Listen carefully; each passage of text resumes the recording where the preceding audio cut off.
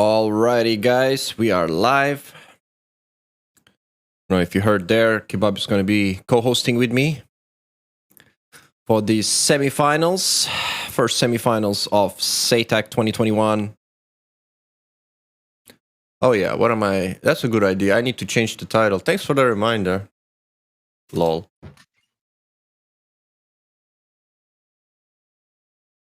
Oh, I'm back.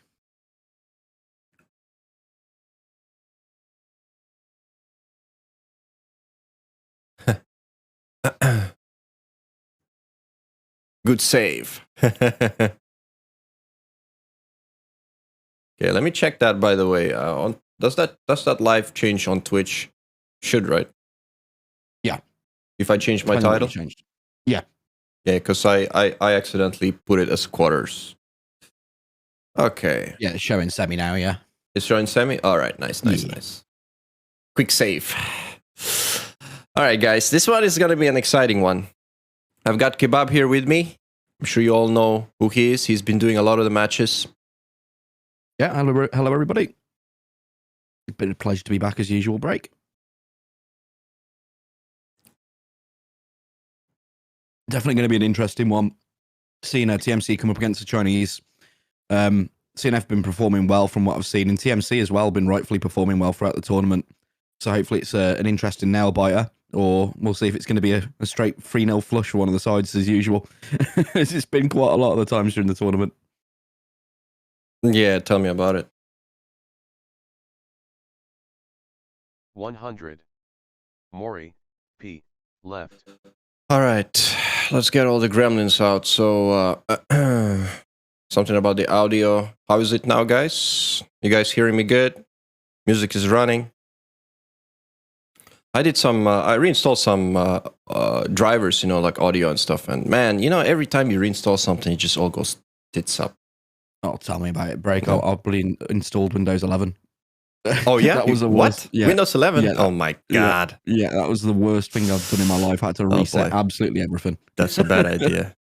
Yep. All right, guys. We've got CNF, the only Chinese team left, versus the Motley Crew TMC. So let's get going with the dice roll. And let's pick a map. We're going to be doing Syria today. This is going to be interesting. So we've got two maps with weather presets, which we will roll the dice for right now. So let's do it. Oh, number one, Rich. So what's number one? Number one is midday overcast with rain. Which map is that? Starting off. That will be Bashar al-Assad versus King Hussein's College. So starting off interesting, it seems. Okay. Nice. So we've got a bit of sea, a bit of flat land, a bit of everything, really. But, yeah, that overcast layer is going to make things very difficult down low. Okay. Overcast layer. I like that. Yeah, we've seen that throughout the tournament with the various overcast and rainy layers where we've seen the lower game, especially on Caucasus over the mountains, where the teams have had a few sea fits or have had trouble taking off, etc. like that. It's been interesting, and obviously the guys have got to work to the best of their abilities as pilots to try and combat the adverse weather. Oh yeah, no doubt about it, man. There've been some guys hitting, having crashes on even landings. We had crashes on takeoffs. We've had it all so far. But during the fight, we did have a lot of sea fits. I agree.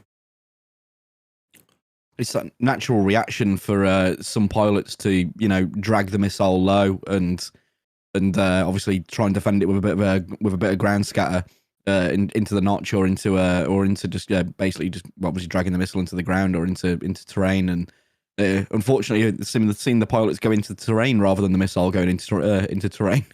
Yeah. Okay, Rich, let me know when the server's up. I'm trying to get my all my feeds in. Yeah, no worries. Server restarted, map loaded. We're live. Okay, so let's see. EU3, are you the IP is correct, yeah? .7 in the end, yeah? Yep. Server details changed recently, but that's the latest. Okay.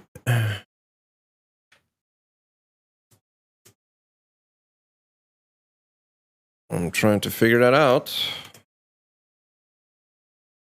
Don't fail me, live tac view. There we go. All right, guys. Yeah, very good, very good. Here we go. Welcome to Syria.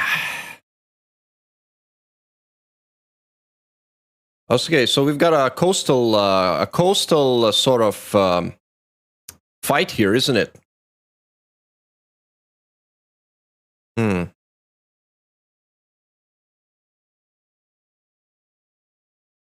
I connected via that IP and ended up in some random server. Look for EU server number 3.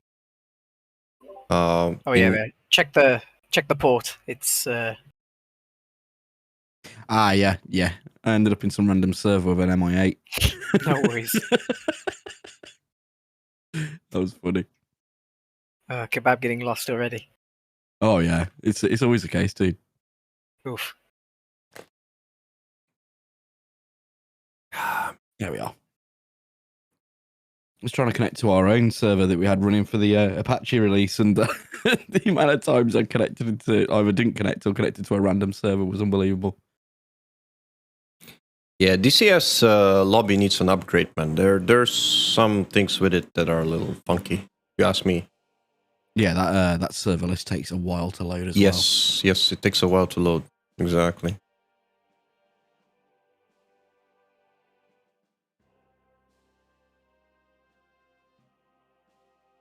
All good? Yeah, trying to get on the server now.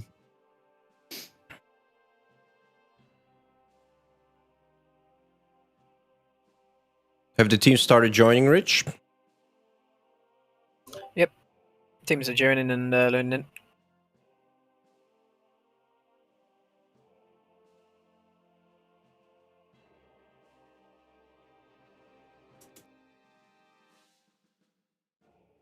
Is the server in the lobby or is it hidden?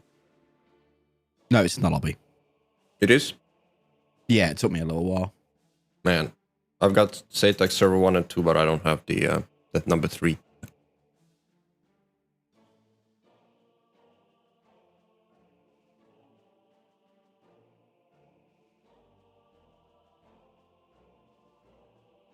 Here we go.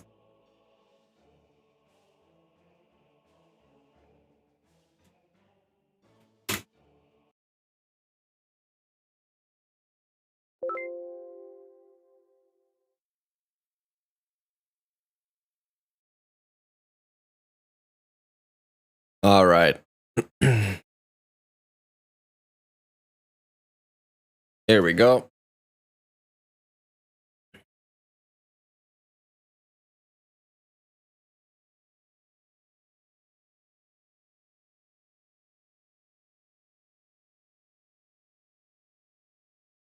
So, Kebab, you've been watching most of the action there. What's your take on the way things have been evolving in terms of competition? As a bystander standpoint.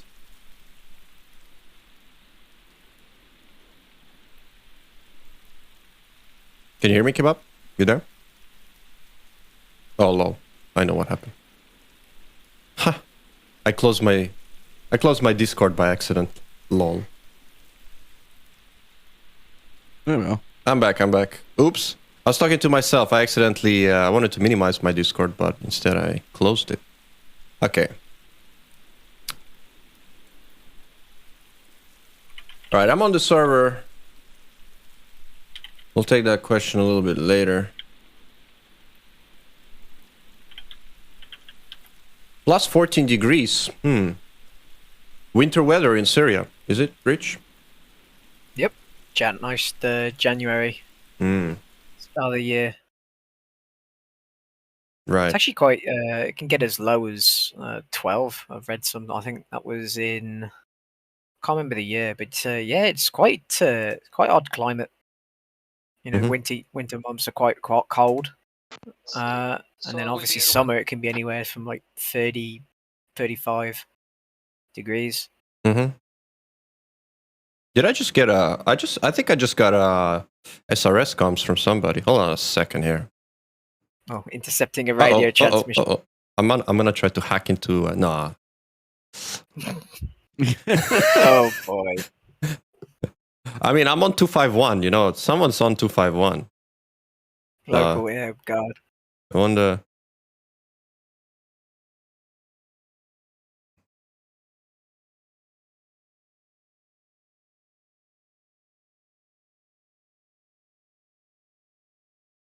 Yeah, all right. I'll disconnect it so I don't interfere in any of the comms or whatever. Since TMC are not willing to share their comms, unfortunately. It would have been nice to have them, but if they do think they're going to say something that could get you banned, it's probably a good idea.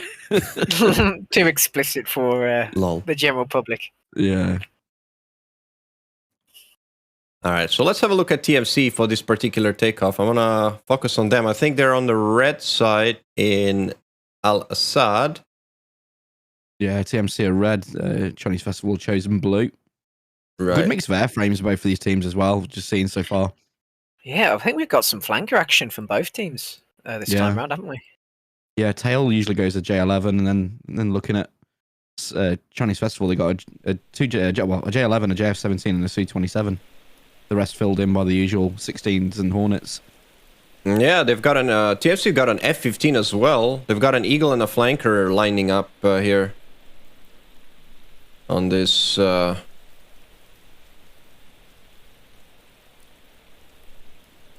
Definitely an interesting setup for both teams.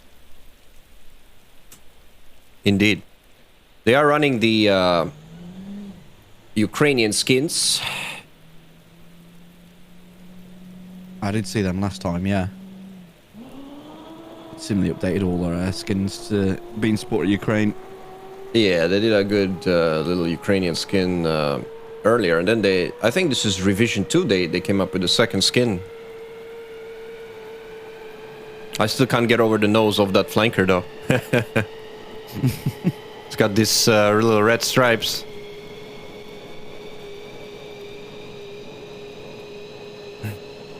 Yeah, I see that. Did a good job with the skins, actually. And give them a good pat on the back for that. In the meantime, what do we have for the Chinese? I've got even a Su-27 in there. There's a Su-27, at least according to my tech view. C-27, J11, JF-17, 2 F-16s and an 18 for Chinese Festival. Loaded in so far. Interesting to take the J11 and the Su-27 rather than just taking the J11, but... I mean, I would have figured they're gonna take J11s. I mean, being Chinese, no difference, is it? I mean, unless you don't want to take R-77s. Is there any benefits to it? Like, you could just probably take the J11, if it's better, but then... Yeah, I mean, obviously there is no difference in terms of performance at all. Obviously, the J11 can just take the 77, the R77. That's about all. That's the only difference, really. Like, literally, there is no difference in flight model. Yeah, I mean, for me, if it was me, I would take the J11 over the Su-27 if I was planning on taking R77s, because it give them a bit more flexibility. Oh yeah, if they wanted to go into the next round and be like, hey, I don't want to take just ERs or just ERs and ETs, I could take 77s as well, just to mix the loadout dependent on the team. But I suppose they're used to their airframes and they've got this far in the tournament, so they know what they're doing. Yeah. By the way, Maury here on the chat has a shout out for you for raising all that money for Ukrainian children. That's a great initiative. Yeah, we raised. I think it's gone up now. It's gone up to 1,500 or something. Yeah, it's 1,638 now. Oh, yeah, that's good. Pounds. Yeah, and then I'll tell you what. In Ukraine, that money can go a long way. A long way. Oh yeah, definitely. Goes to a lot of medical supplies and stuff for the hospitals for the kids. Mm-hmm. And then on top of that, we got an extra £700 directly to Save the Children UK and support Ukraine. So quite a lot of money. And then I spoke to my work. I've got a meeting with them on Monday, and they might be able to match the donation completely. Nice. So yeah, it'd be a lot of money. Good initiative to do. Oh yeah. All right, well, we look at the airport view of the TMC. They're taxiing. We've got our live tac view hooked up, and CNF on the blue side are taking a very interesting arrangement of aircraft. They've got a Su-27, you've got a J-11, and they've got basically Vipers. No, they got a Jeff as well. Wow. A very mixed loadout. Yeah, man. Very, very mixed. I'll tell you what, look at this at Al Assad Airport. They've got 2 parallel runways, so if I was TMC, I'd be smart and I'd line up 2 flights on 2 different runways to avoid the wake. That's quite an interesting... And I think that's exactly what they're doing. That's exactly what they're doing. Looks like Centurion's going over to that runway at 17 left, and... yeah, it's very smart to do that. Very smart to do that. Definitely. I mean, we had issues in the wake in our flight, and we practice wake takeoffs, fingertip tight stuff, because, you know, and even we had issues. I think one of the matches, Frosty, as usual, had a little wake incident, and he had his gear stuck down, and he had to fight with his gear down. That was pretty funny. I think, yeah, especially with the weather and things like that going on, like the adverse weather in the wake, using that too, the both runways is definitely very smart. And anything can happen, you know, like you're saying, like it doesn't matter. It doesn't matter how much you practice, you know, one slip of the finger or, you know, just one little tiny mistake can cost a lot. And fighting with your gear down would obviously reduce your speed a hell of a lot. So Frosty would have been in a bit of trouble there, wouldn't he? Oh yeah, big time. He was he got a kill. And I don't know. I think that's good enough. Yeah, and I think he got splashed though. I think in that sortie, but yeah. Let's just say we learned our lesson from that. I can imagine. All right, I'm looking over the airfield here. We've got the TMC lined up on what runway is this? We're looking at. By the way, Kebab, you're using the Shift F3 views, right? A lot. Did Shift F3 or left control F3? Yes, I am. Yeah. I'll go. What I usually do is go to the airport itself. Yeah, or the airport itself, and then with F11, and I find a little space, and I use Control F3 and zoom into the aircraft. Right. So you find the spot first, and then you zoom. Yeah, that's a good idea. That I've kind of been experimenting with that as well. It's hard to find that right vantage spot though. If you can catch that rotation, you know. Yeah, that was the hard part of it. I was trying to find. But when you press Control left Control F3, it just hooks to the nearest aircraft, doesn't it? Your last selected or the nearest. Oh, so what I usually do is F10, click on the last dude that's in the formation. Yeah, find a spot on the other end of the runway, and then Control F3. There you go. I got it. Yeah. Let me check that out. Oh yeah, I see it now. Here we go. Yeah, this is the same thing we were talking about earlier. DCS mechanics for camera is it needs a full rework. Yeah, it's not intuitive at all, so it makes casting extremely hard. It is. When you want to capture certain things, and especially with the fact that you've got to, like, if you want to find a missile that's been launched and you want to track it, you've got to click on that missile, and if it's going so fast you can't get a hold of it. I know. It's probably the most annoying thing. It pisses me off, man, when that happens. Yeah. We've got a Hornet here.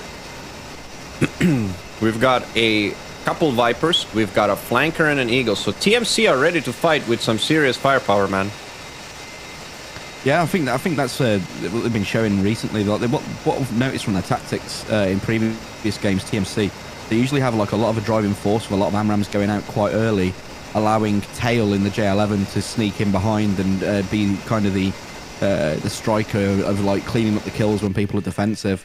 That's what I've noticed with them in recent times. That we might see Tail like hold a like kind of a rear guard while the other guys push forward in a wall, and then he's like kind of the guy that swoops in and gets the kills while people are defensive and distracted. So that's probably the tactic they'll do again. Yeah. Hey, Jack Quigira, thanks for the follow. Sorry, we are on 60 seconds delay, so I might not catch your messages in time. How often do I stream? Actually, I usually stream pretty often, three or four times a week. But with the currently SATAC going on, I've been just focusing on streaming SATAC, not doing so much of my general streaming, you know, when I'm flying. But I will be after SATAC is over. So yeah. So right now I'm streaming SATAC until we finish the event. And then I'll be doing a little bit more, you know, just flying and squadron stuff. I am also recording some of the our flights on the 51st side from the event, which I might then put up, you know, on YouTube or something like that, from my point of view. On some of our matches that we flew. Not all are recorded, but I've managed to catch a couple. Some interesting things in there. All right, we've got TMC lined up. Right. Yeah, just waiting for the call for ready. Looks like TMC all okay. Just checking CNF now. They look to be all lined up as well. 1, 2, 3, 4, 5, 6. Yeah. I'll put a message in chat. Yeah, I've got TMC lined up on both runways. Let's have a look and see what we are looking at with the blue side. Yeah, CNF are lined up too. We'll CNF catch them on the ready. Can you check the payloads on their flankers? One J11 what's he taking? Does he take 77s? What about the other guy? I guess he's just taking 4 ERs.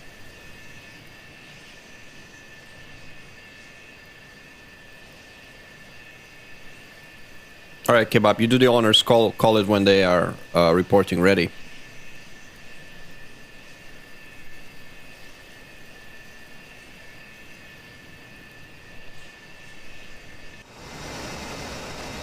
Sorry, buddy. I was had a quick real life thing going. The J11s are looking like they're carrying two. It looks like two R77s there, ETs and some R73s. It looks that way. I think there's an ER there as well. So there's definitely a couple of R77s, ERs, ETs on J11.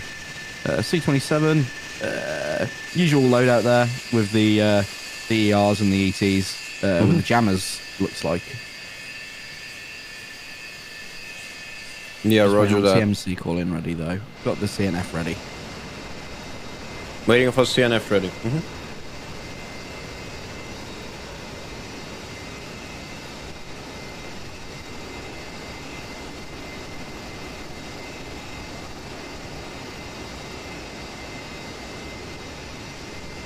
Pretty shitty weather.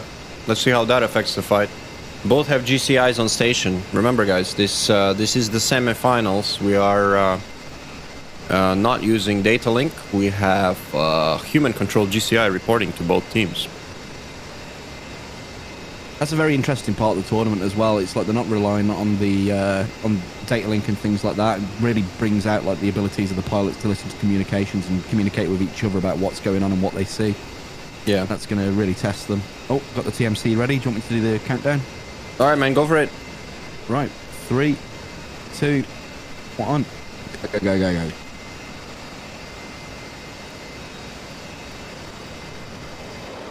Oh, straight off the gate, that Viper's... Look at that. Look how quick that Viper gets. Man. Yeah, since the recent FM changes and the reduction in drag, the ability for the Viper on I'd like to see a Viper versus Eagle drag race on the ground. Oh yeah. Get some crazy speed real quick in the Viper now. Yeah, let's have a look at their last element. They just basically went all out, full gate takeoff TMC. No messing about. They want to get straight into the fight. No messing about. In the meantime, let's have a look at the other side. The other side, they're going for a trail departure. CNF guys. They've got a Hornet and they've got a Jeff up. Okay, here we go. Here comes that Hornet of the Motley Crew. Oh yeah. Totally not a hero. That's his call sign. Oh, he might be a hero here with this wake. Oh, baby. He's struggling on that wake. He made it, though. Just about. Yeah, man, just about. That's right. Oof. Oh, it's pretty nice weather, man. Look at that. Loving the clouds, new clouds in DCS. That's a big game changer, man. It's changed the whole dynamic of the game. If anybody could think back prior to 2.7, it was like, you know, you had a cloud here or there, and it wasn't that cool. And then nowadays, you get all these nice clouds, low, high, medium altitude, and it just makes the game, like, it just changes the whole dynamic, especially with No doubt. competitive tournaments like this and stuff like that, and squadron gameplay. Yeah. All right, so what do we got here? Beanbag Ninja. We've seen him before. He's been giving drop kicks to everyone from the beginning of the tournament. Let's see if he can continue. He's carrying 3 bags. The TMC are not going for any jammers.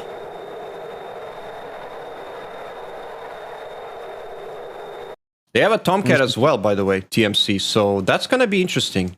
Death Angel with a Rio, right? Who's his Rio? Nish. Nish is his Rio. Yeah, Nish is the Rio for the from what I've seen for the tournament so far. Usually with I believe it's usually Kingston he goes with, but it looks like they got Death Angel this time. It's usually Kingston and Nish that fly Rio and pilot. But Kingston opting to go for the 16 today. They're jamming all right. Look at that.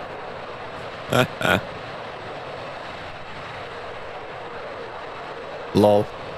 DCS head dynamics.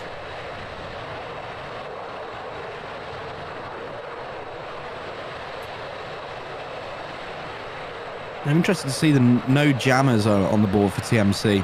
At least, you know, I'd expect at least one. Cause a strobe, you know. But I guess, you know, people understand that if you leave the jammer on, it's a big here I am sign. Yeah, I tell you what, using jammers correctly is a lot easier said than done. It can be a big disadvantage if you don't know what you're doing. You just, like you said, it's like, hello, I'm here, kill me now. Yep. It's like leaving your radar on a target, especially with a modern, you know, the NATO RWRs. You can easily pick out where somebody is based upon that. Yeah, I agree. On top of that, if you're trying to notch a missile, if your jammer is still on, you're dead. The missile's just gonna home and jam on you and kill you. Yeah, especially the Phoenix as well. The Phoenix is insane at doing that. Yeah. Hey, check this out. I didn't know the F-14... what is that blinking light? Is that part of the EO or... A little light down here. That's where they have that camera, right? Yeah, it's blinking. Oh, yeah. You know what I'm talking about? Yeah, I'm seeing it now. I've never seen that before. Yeah, what the hell is that? What's it doing? I don't know. There's got to be a reason for that. I'm not sure if it's just lights, but I don't believe so. I think maybe it's in standby mode or something. Could be a form light for some reason, but I'm not seeing any others on. Oh, he's got his green and red blinkies on. Yeah, he's got his form lights on. Mm-hmm.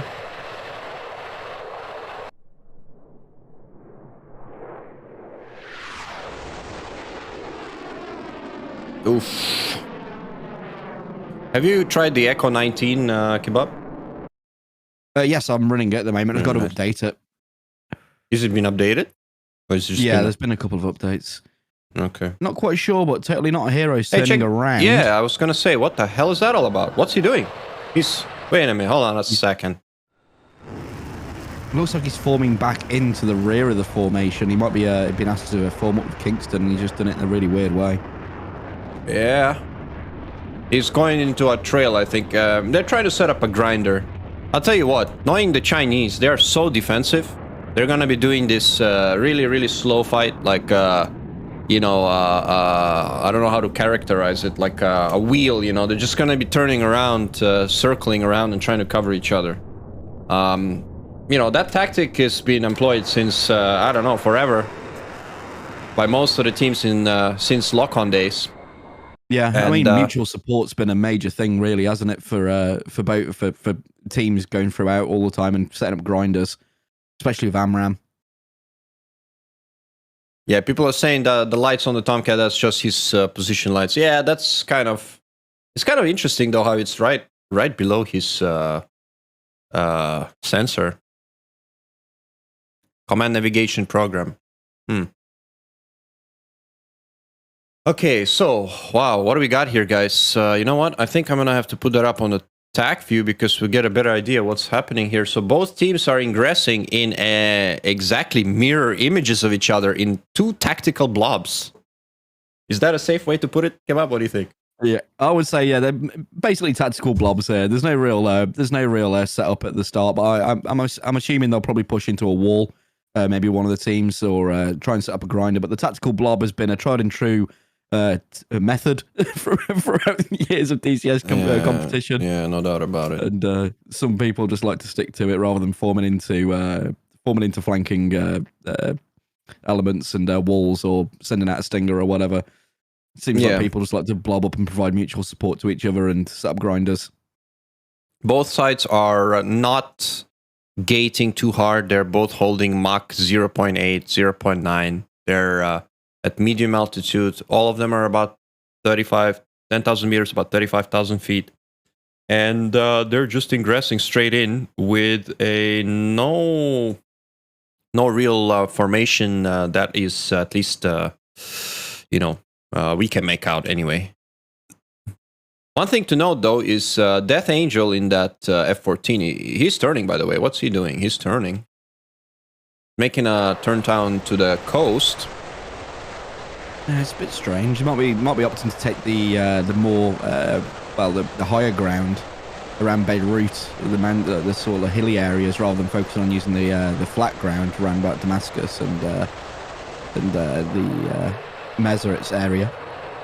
Yeah. Hey, Winder. It's all about the sensor. F-14A has a difference. Yeah. Okay. Cool, man. I'm not a big Tomcat fan, so I mean, it's a nice aircraft, no doubt about it. But wouldn't be. I know more about its missiles and how it works in the fight, as opposed to the little things. Study the enemy, is important, but just maybe not enough to know what lights do what.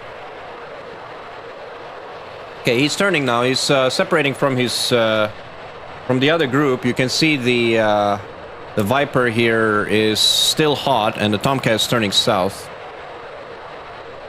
Yeah, I have a feeling it's based upon that ground that I mentioned. They might know about that. Either that, or he's just trying to set up a flank with a Phoenix. Right. So as you can see, CNF has set up that defensive area already around Damascus area, and look, the Chinese starting their little circle warfare. They're starting their little. They're doing this all the time. They just go into this defensive posture. Do you see that? They're doing that too. Yes. They've already started doing this notch south, notch north sort of thing. It's a smart move if they want to. Essentially, it seems like the Chinese are doing what they can to make the fight theirs. They want to take fights when they want to take them, rather than, they're trying to force TMC to bring them down into their trap. And that's a smart move by them. If they want to play that defensive game rather than the offensive game, they can just hold that there and force the fight to go the way they want it to happen. But see how it works out for them. Yeah. Well, Death Angel's gonna have to get a little closer to take a shot here. Let's have a look at... this is the Jeff of CNF Watermelon. Now, I wonder where exactly he's located here in the fight. He's right in front. He's the nearest Chinese aircraft. All right, so the Chinese made this big circle, and they've just turned back into... Now they've split up. Do you see that? They're wider, much wider. Yeah. Both teams mimicking each other, more or less. So this could be interesting. There's a Phoenix being shot at by Death Angel right now. Oh, really? Death Angel Phoenix out? Yeah, around a 42-mile shot. Just. Oh, let's have a look at that. I've got the Phoenix. 40 miles. I'm not sure that's going to do anything. Who's he firing on? It looks like to be Watermelon. Yeah. Okay. Find it from a good height. I mean, that Phoenix still burning. It's looking good. Wow. You can see the contrails behind it.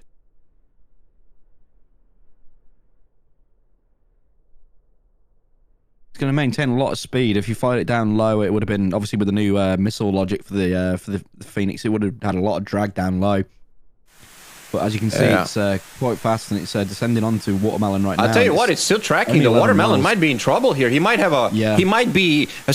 Oh my God, we might have some first kill here. Oh my goodness, that Phoenix is right on top of him.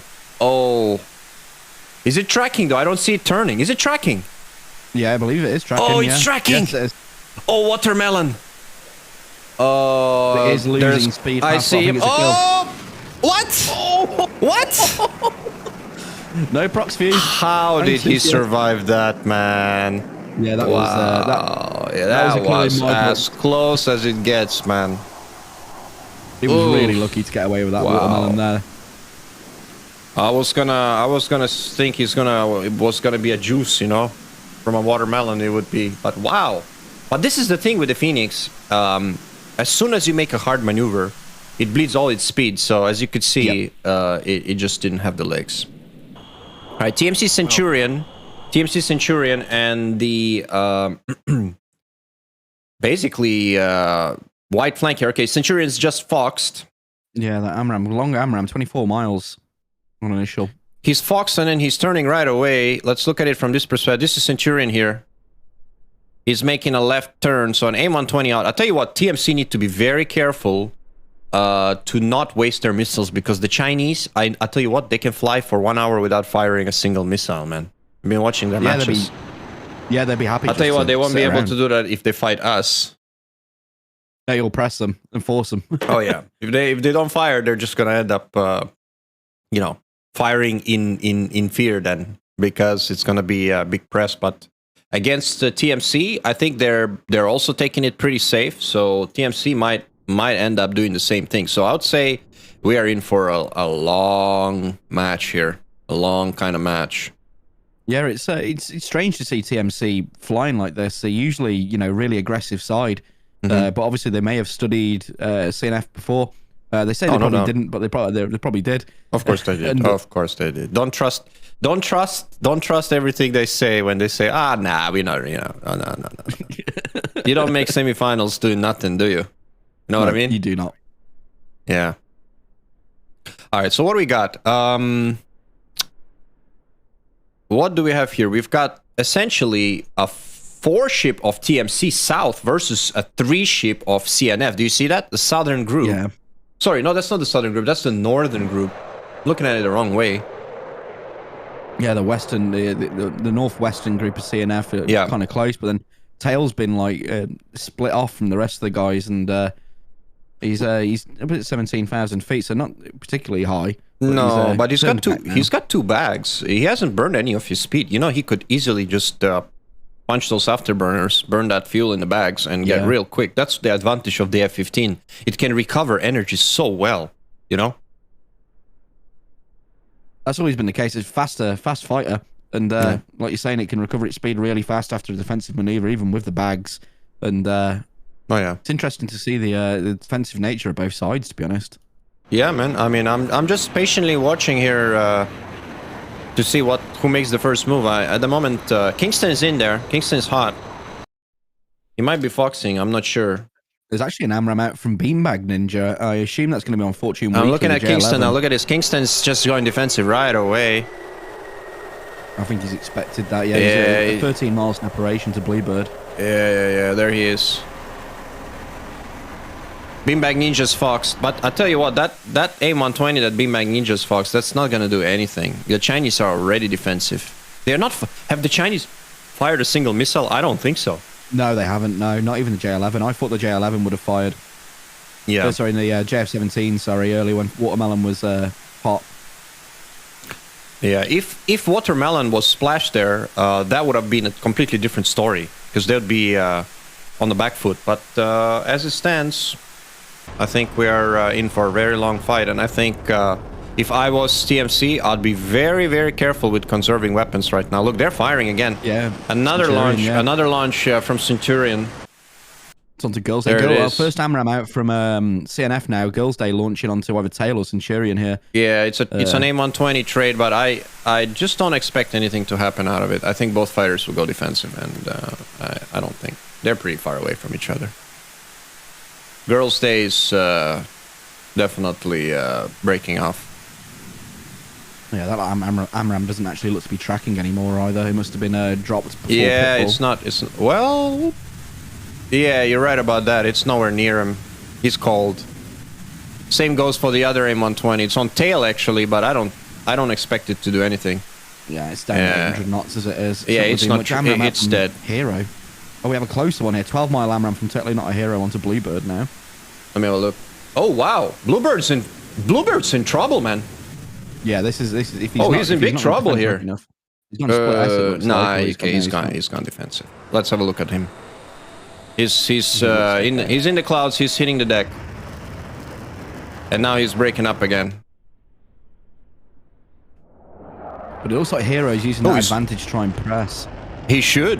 However, he needs to watch out. He doesn't want to get caught out and dragged into the other group here. All right. I tell you what, TMC have a nice 2x2 wall, 3x3 wall. Do you see that? They've got 3 fighters in front, 3 fighters at the back, and they have a wider line, while the Chinese are sort of like all in a tactical blob. Girls' Day is turning in. I'd imagine he's going to get an AMRAAM off, or he's expecting an AMRAAM, because it looks like he's turning into the notch. He's turning in and he's running away. Look, he's turning in and he's running away right away. Look, Girls' Day is defensive already, and there's an AMRAAM out from Kingston. There's an ER out from Power. First ER launch on obviously Kingston. I don't think that ER is going to do anything. Nah, it looks like it's turned off. Yeah. But in terms of missile economy, I'd say 2 to 1 for now. The Chinese are much more conservative, no doubt about it. And definitely, yeah, and that's going to help them in the long term. Yeah, that's going to really help them in the long term, no doubt. Watermelon sending out his first SC-10, looks to be on Beanbag Ninja, 23 miles. I see that. Yeah, let's have a look at Beanbag Ninja. He's also foxed. Oh, he's double tapped. Beanbag Ninja is just double tapped. He just double tapped 2 M120. He's got only 1 left. That's pretty aggressive, don't you think? He's just double TWS, 2 targets. I'm not so sure. He's defensive. He's gonna defeat the SD-10, no doubt about it. His A120s. His A120s are working hard though. Let's have a look. They're on both targets. Oh, here it goes. Pitbull, both missiles. But check this out. Totally Hero. Very close, yeah. Yeah, but the thing is, Bluebird is in trouble because he's got missiles coming in from 2 directions here. Can he defend? He's going to force to be cold on this. Oh, that A120 is coming. Yeah, he's got it. He's got it. Yeah. I'm loving the terrain in this mission, man. Look at that. Oh, he's popping up through the clouds. Nice and good. All right, we're looking at Centurion. What's he doing? F-15. Tails, Fox and ER on the far flank. There's a Phoenix out as well. I'll tell you what, let me have a look at that Phoenix, because that Phoenix might be doing something here. It's on Watermelon again, but it's not tracking again. No, I think it just dropped. Yeah, it's been dropped. Again. No doubt about it. But like you were saying about the missile economy, they need to be careful here about not spending all the missiles and going down to heaters. That's going to be a problem if they carry on doing that. This is a big fight over Damascus. All right, let's have a look at Centurion. I think he's about to fox here. I think an A120 is about to be foxed from Centurion. Come on, baby. Pitch up and fox. I know you're going to fox. You've got a bandit right in front of you. There it comes. There it comes. Ooh, look at that smokeless motor. Man, you cannot see the M120. That is why I hate the M120 so much. You just can't fucking see it, man, when it's launched. Oh, M120 is out from Centurion on Akamo and Bluebird. Look, they're not even shooting their lead elements. Yeah, it seems like they're just purposely dragging their missiles out and going down to the missile economy game. That's quite a smart move by CNF, to be honest. Yeah.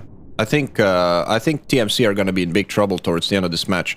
But look how wide TMC have positioned themselves. So if they can converge and have a big wall coming in from all flanks, then CNF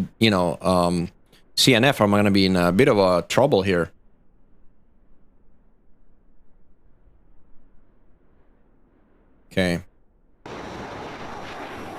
They've held this wall really well, the 3x3 wall. Yeah, it seems like the Centurion is just Centurion is just down to 1 aim 120 left, man. That's not gonna be good. It's just down to 1 aim 120. Yeah, Kingston is Oh, Bluebird and Kingston is in trouble. Where is Kingston? Uh-oh. There he is. He's diving. Kingston is in big trouble.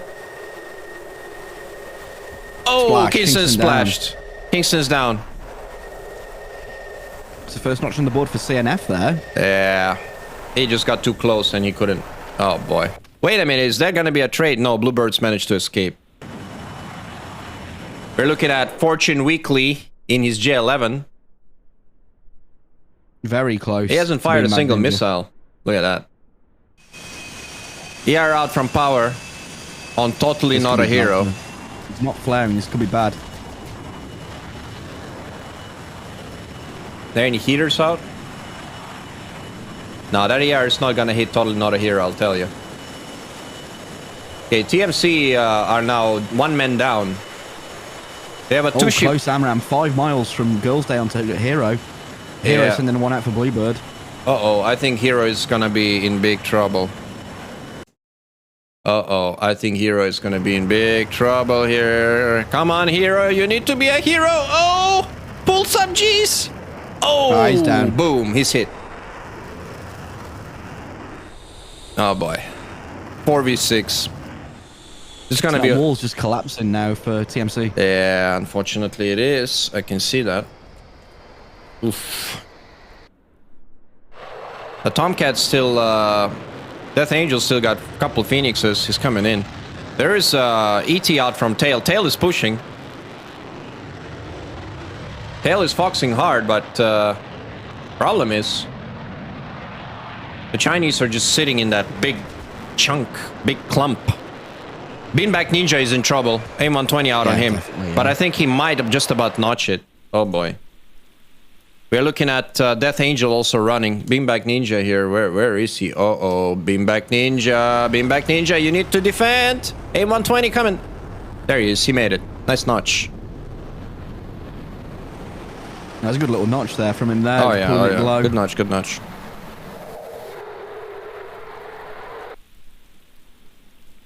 Oh, Centurion and Akamu here. First missile out from Akamu, I think. 7 miles. I'm looking at Akamo. Yeah, I'm looking at Akamo. Oh, Akamo's got a skin there. Oh, wait a minute. Big shot. Lol. Akamo Lin, number 49. Oh, Centurion down. Oh, Centurion's down. I see that. Akamo Lin makes it. Nice kill. Nice kill from Akamo. Just when I caught him. Checking out his skin. It's all falling apart now for TMC. They're in big trouble now. Bluebird is chasing... let's see what Bluebird is up to here. He's chasing Beanbag. Oh, just a comment now. It looks like we lost one member of CNF. Watermelon either got splashed there. Watermelon got splashed? Yeah, we must have missed that. It must have been a trade, yeah. Okay. Oh, Fox 3 out from Bluebird on Death Angel. Death Angel responds with a Phoenix, surely. Beanbag Ninja is still called. Look at Bluebird. He's defensive right off the bat. Right off the bat. Split-ass defense. Yeah, Death Angel's gonna make it, right? It's an aim 120. Well, yeah, he's gonna make it. Phoenix is out, but that Phoenix is not tracking either. Wait a minute. Death Angel's got... That aim 120 is still on his tail. He's be careful with that. He's running hard. He's pulling up. Aim 120 is on his tail. Can he defeat it? He's run out of energy. Yeah. Nice move there. Nice move. He did right. Oh, Tail is in some serious trouble. He's fighting hard, man. Tail is... Do you see that on the north? Yeah, I do, yeah. He's working hard. He's got his R77 still. He's got a 1 ET left and... yeah, he's in trouble, though. He's running, man. 473s. He's got a Akamo right on his tail, man. Akamo is right on him. Yeah, that's well within a lethal there. Oh, yeah. On a cold shot. I'm sorry to say, but Tail is a dead man. Boom. About to hit it. Oh, yeah, he's dead. Down. Tail is dead. Death Angel. Death Angel, good kill. Now. Wow, things are moving quick now. How many fighters left? Just one? Just one, yeah. Death Angel. We might have lost somebody else as well. Yeah, just when we caught that other. Okay. Let's have a look. Oh my God, Death Angel is... He's got He's in Bluebird. trouble. You think? If I were him, Yeah. I'd be. If I were him, I'd be running all the way to the edge of my bubble, right in the mountains, and try to drag them out of fuel, I suppose. But He's down to, that's not one- gonna happen. He's got one Phoenix. One Sparrow and two. Well, no, one Sparrow and two Oh, Sidewinders. Sparrow. No Phoenixes. Okay. Let's have a look at what he's doing. Let's check him out here. He's really low. The weather is not helping him. Let's put it that way. Look at this, man. Very tough to see anything down low. Yep. He's making a right turn. He's got both Akamo and Bluebird working hard in a pincer. He's gonna be in a 2v1 at the moment. I'm gonna watch this nice and close here. 16 clicks out. Both Akamo and Bluebird are turning in. There's gonna be foxes out, surely. Yeah, while he's cold, they're going to try and press within 4 miles. Yamram. Look, they haven't even foxed on him now. 4 miles. Check what does Akamo and Bluebird have. Do they have actives? Kamu's got actives. Yeah, he's got one Amram left, 2 Sidewinders. Yeah, okay. Bluebird's got... Here we go. No actives. Here comes that AIM-120. I'll tell you what, he needs to notch this so good to survive. And I don't know if he's gonna do it. Boom. He hit a tree, I crashed. think. He crashed? Yeah. Ouch. Wing clipped a tree.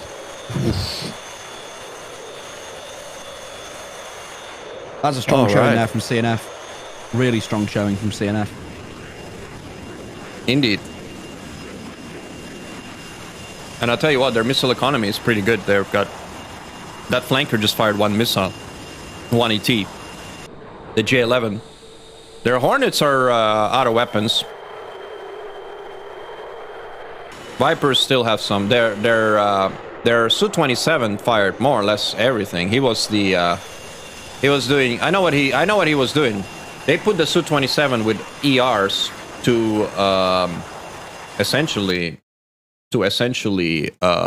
create noise, you know. Yeah, force some defensive. STT launch to try and confuse the enemy RWR with an STT launch while the others are closer, you know.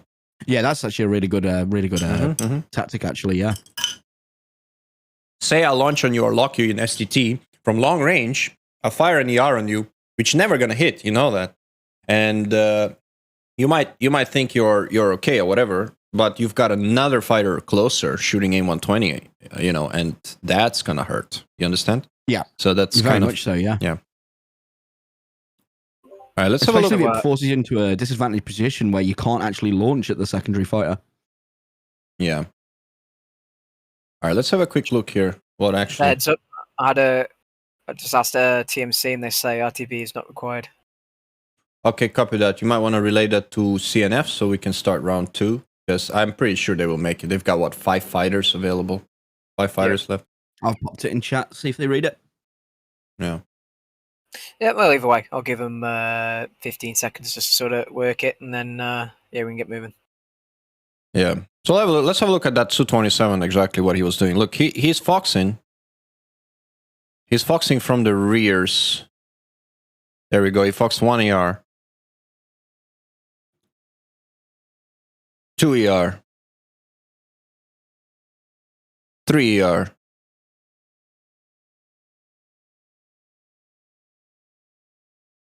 4 ER.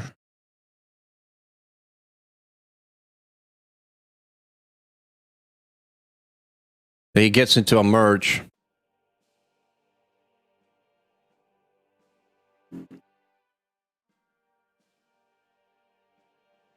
And the server goes down. Lol.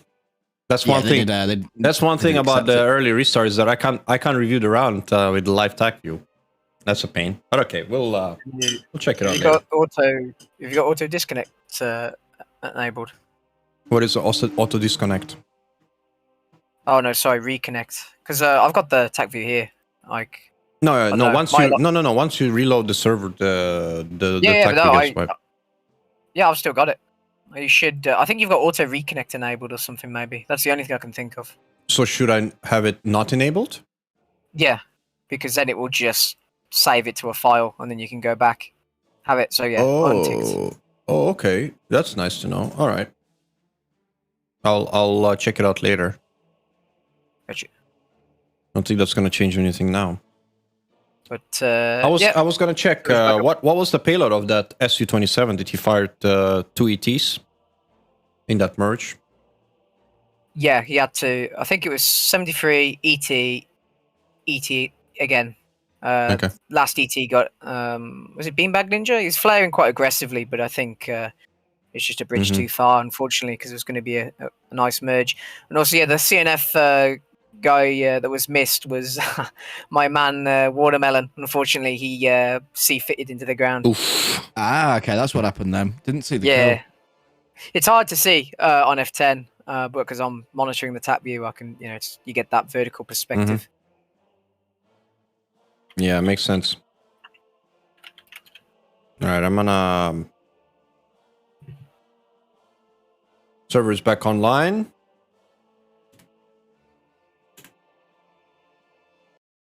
Interesting round though. CNF playing that defensive game and just drawing them into the trap. It was really good to see. Actually, it's really good play. Yeah, I think TMC just kind of bit the bait or went for the bait, if you know what I mean. And then they could have easily just sat up and stayed non-aggressive and seen what CNF would do. But I think both teams would be more than happy to fly around for an hour doing absolutely nothing. not sure I want to watch that. Nope. Not sure I want to watch them circling around. I watched bits and pieces of the CNF and in-sky match, and they were just, for the first half an hour, they're just flying around like loops, man. It was crazy. I mean, nobody wanted to engage. No missiles fired either. They just approach each other within 10 miles and break off, and rinse and repeat. Both trying the tactic of wasting missiles. Yeah, but if you both do it, it's not gonna work. You've got to. It's gonna. I mean, it can come down to fuel as well. So, I'd say TMC. The initial phase of the engagement, they're fine. They could hold the line, and as long as they don't fall for it and don't try to get too greedy too early, have some patience, I think it could come down to close fights towards the end. Then we'll see how it happens when you get merges, because right now they are exhausting themselves. They're just losing one by one, slowly. They are being whittled down by the CNF team. All right, I'm gonna. Hope we see a TMC with a different tactic this round. Maybe focus on trying to draw CNF into a bait. But it seems like CNF are just going to sit on that little blobber you were saying in the circle, just going round and round until they get somebody come close. Yeah. And jump on them like a trapdoor spider.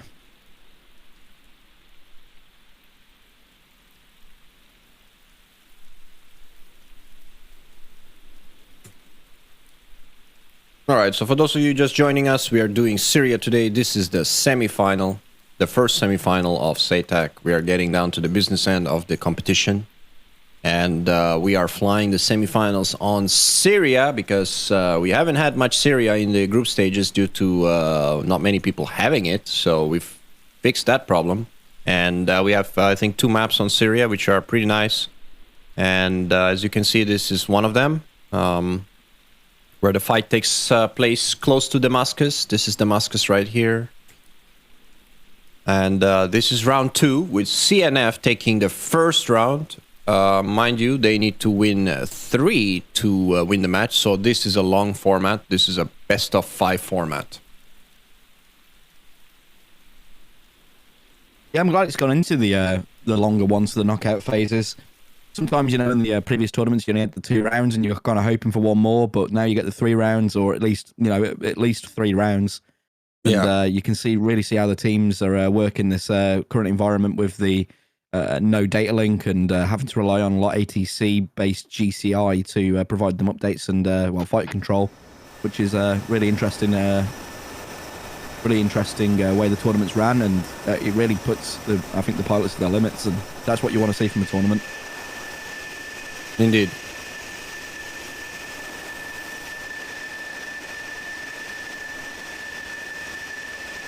All right, I'm checking out the CNF for this particular takeoff here. They've got a couple Vipers, Hornets, and of course we know they have 2 different flankers of 2 variants, 27 and J11.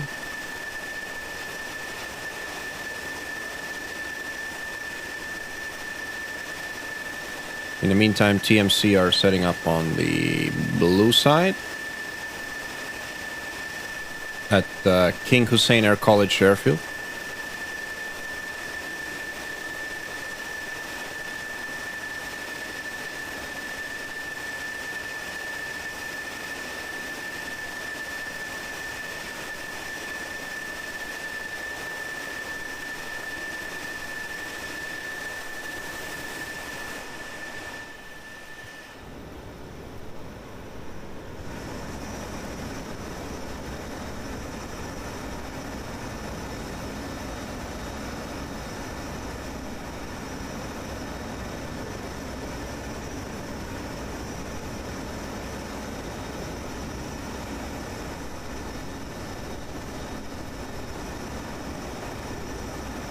Hey, Jack Regira, you want to start playing DCS? Any advice? Well,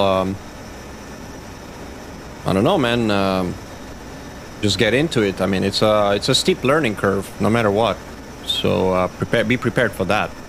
My advice to you is start with the basics. DCS is free. You can get a Su-25T as part of the package, and yeah, just enjoy the flying part of it.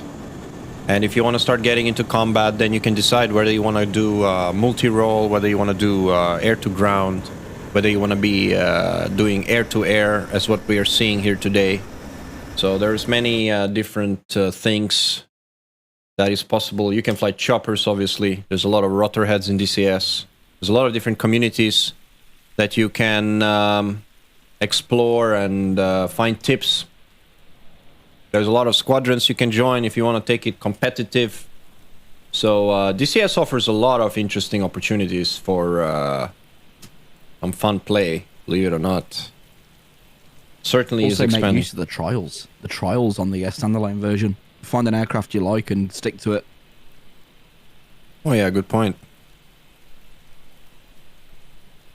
I think you get 50% off your first purchase if you trialed them. So if you've got a few aircraft that you like, put them in your basket, and like if you like them in real life, you have more of a drive to learn them in the sim, and I think that's always a good place to start. And if you're unsure, buy Flaming Cliffs free. Yeah, I think Flaming Cliffs 3 is actually really good because you get a lot of different fighters, and yes, they're not full fit, not all of them, obviously. Some have, by the way, there's some nice mods out for FC3 aircraft. Like, we've got a clickable cockpit for the flankers these days. Yeah, I saw that. Looks really good. Yeah.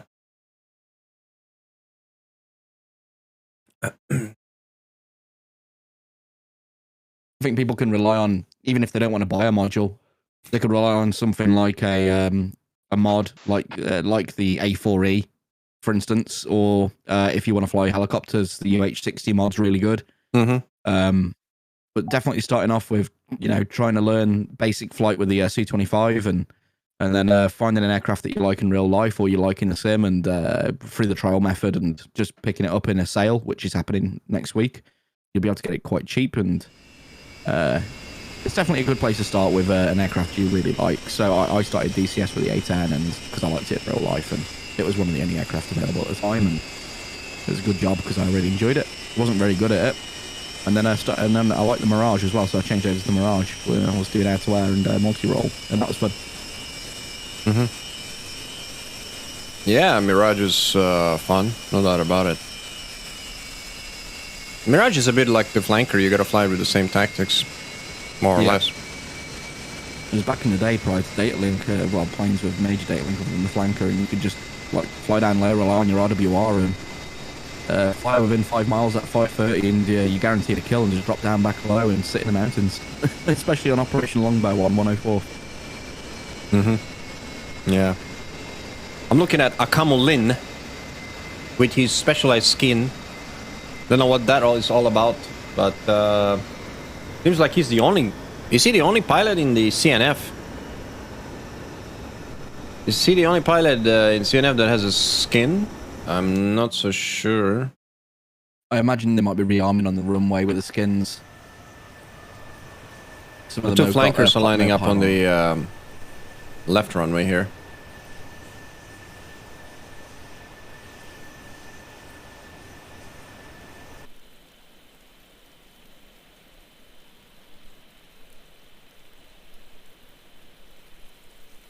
They're also going for that split that TMC did using both runways. Very smart there at Basal Al Assad. Very smart to do that to avoid much wake turbulence trouble.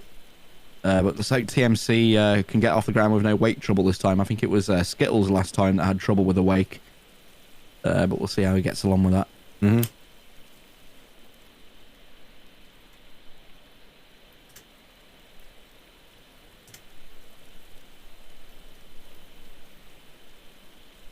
Yeah, no doubt about it. You need peripherals to run DCS and enjoy it. You definitely need a good HOTAS, Track IR, or if you have a NASA computer like Coxie, then you can do VR as well. So it's quite a hobby. It's quite an investment to get it running. And even so, believe me, you got a NASA computer, you will still have the same issues, stutters, and you name it in multiplayer. Because I think DCS engine is, let's just say, not the most optimized when it comes to, if you compare it. I really hope that Vulkan will change that, right? We're moving to Vulkan soon, right? As far as I know. Yeah, Vulkan with multi-threaded support will really help DCS. We only get one parts core at the moment, which causes a lot of throttling. I would say you don't get the best power out of your GPU, and then also the processor can't process the amount of frames that you would be usually getting with a multi-thread. Yeah, yeah.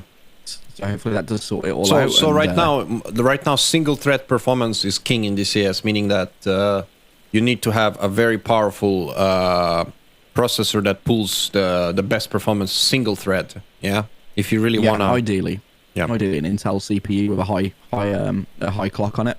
Yeah. Would be really good for DCS, but you can get away with that with like even the older ones like the 6700K and 5600Ks. Oh yeah, no doubt about it.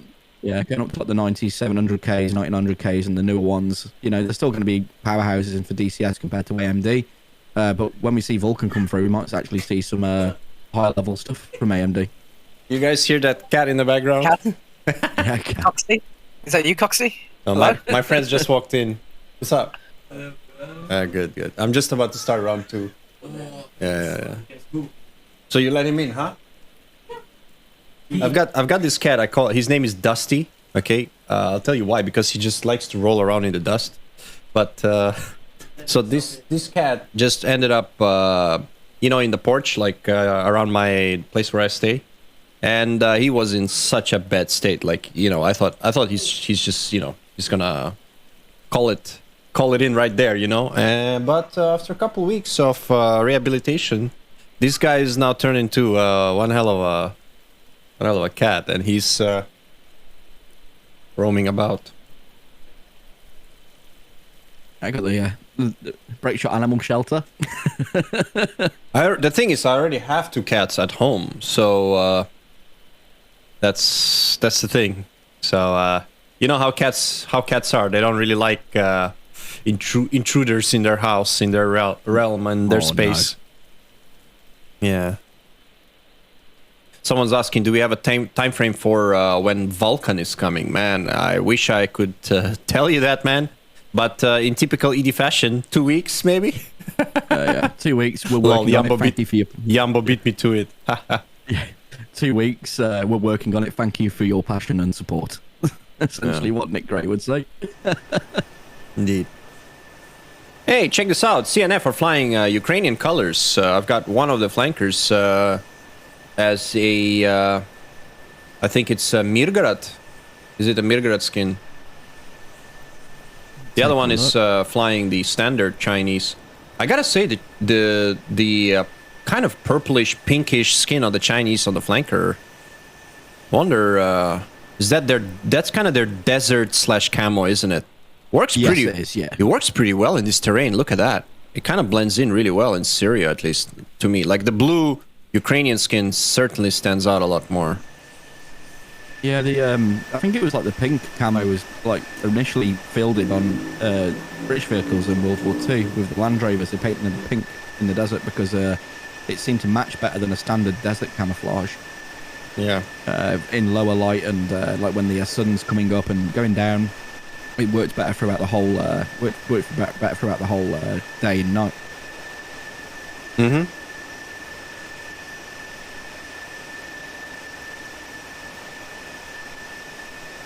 Popped a message in chat saying to call when ready. Hopefully the guys will be ready soon. No, I'll do the go again for you. Sure. What's the deal with the other side? TMC, are they lining up? Okay, here we go. I see them on TAC view. They are lining up on the runway. They're all set. They're all lined up. Yeah. It seems that TMC used this runway time to try and communicate what they want to do. Having CNF not called as well, it seems like they're both discussing what they want to do. Well, it's understandable. They need to change their tactics. They started off pretty good in round one. I tell you what, if that Phoenix connected, which I thought it would, if that Phoenix connected, it would have been a different story. Yeah, I feel like that would have sent a bit of a... Because that puts the Chinese strategy out of the window with the save missiles slash fuel economy. You know, if they're down by one pilot. They can still do it, of course, but it will make it much more difficult. Oh, they're both called ready, so let's get the round going.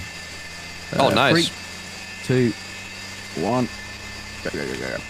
I'm gonna watch these flankers take off in the rain. Because let's face it, you want to look at a pretty aircraft, nothing beats the flanker. Yeah, I think the flank is probably one of the most beautiful aircraft in the game. I genuinely do.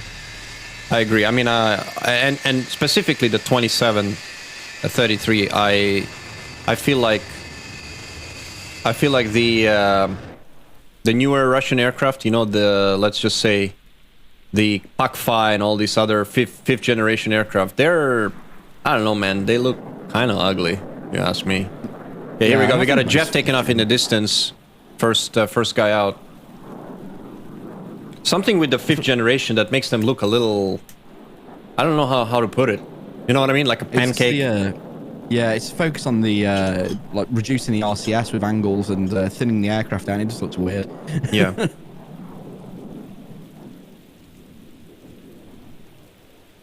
The Chinese are waiting. Look at that. Their Jeff is airborne. Okay, here we go. We got a Viper rolling. Let's have a look at this guy. Rolling, yeah. I'll check TMC if there's any issues on their side. Got 4 Girl stays rolling. TMC. And there was no trouble getting up this time for TMC. All good. Oh, yeah. Let's have a look at this Hornet here. Oh, he's having some trouble. And my FPS is just terrible with the rain and all. With the live TAC you're running. Alright, let's look at this flanker here.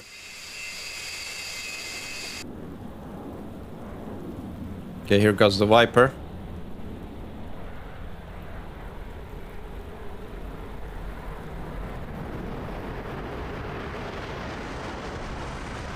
Lol, Yambo just got timed out by my bot. I don't know why. Saw. Oh god. I think it was the question Oops. marks. Sorry, Yambo. I gotta adjust it, man. I'm sorry. I've got my Nightbot is like the Nazi bot, man. I don't know why. It's like banning people left and right, and I don't even know what it's doing.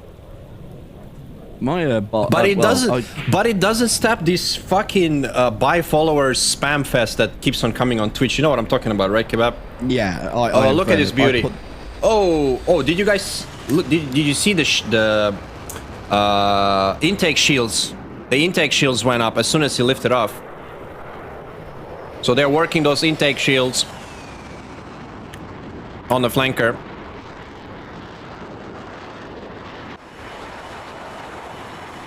Nice little two-ship departure here.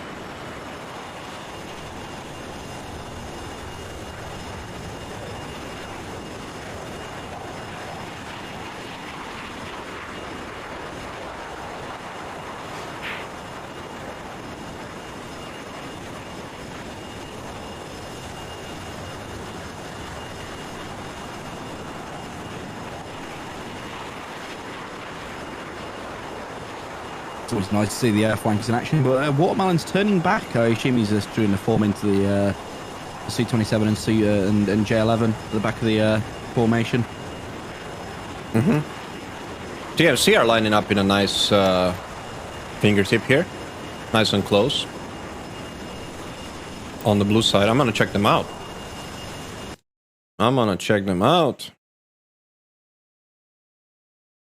Okay, let's have a look here, guys. CNF Airborne, they're just doing the same thing they're doing before.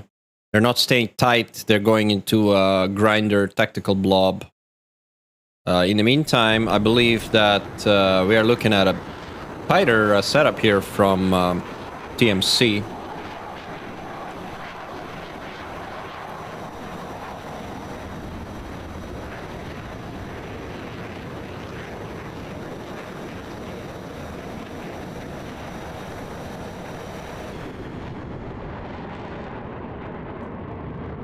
Here they come.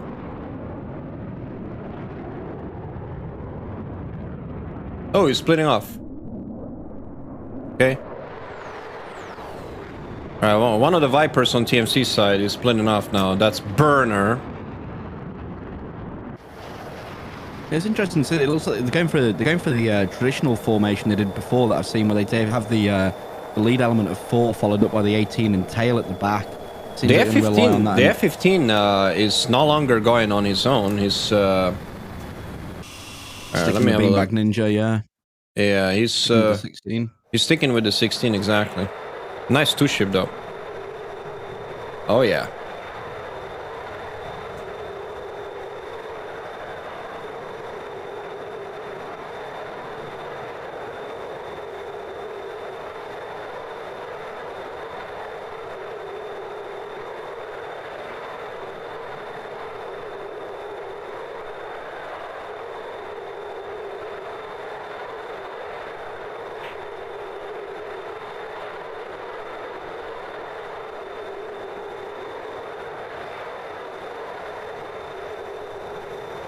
Oh, the Eagle's splitting off.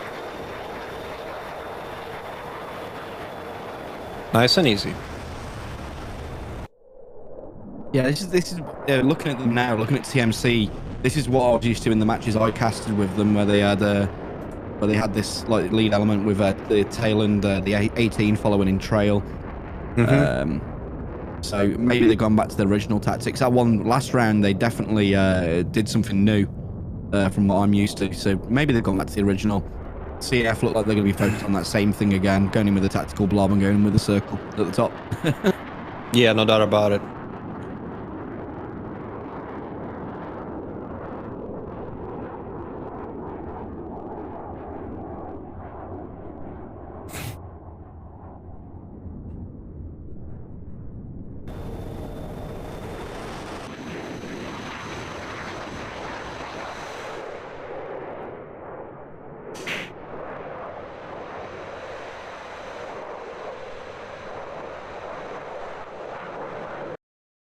All right, let's have a look at what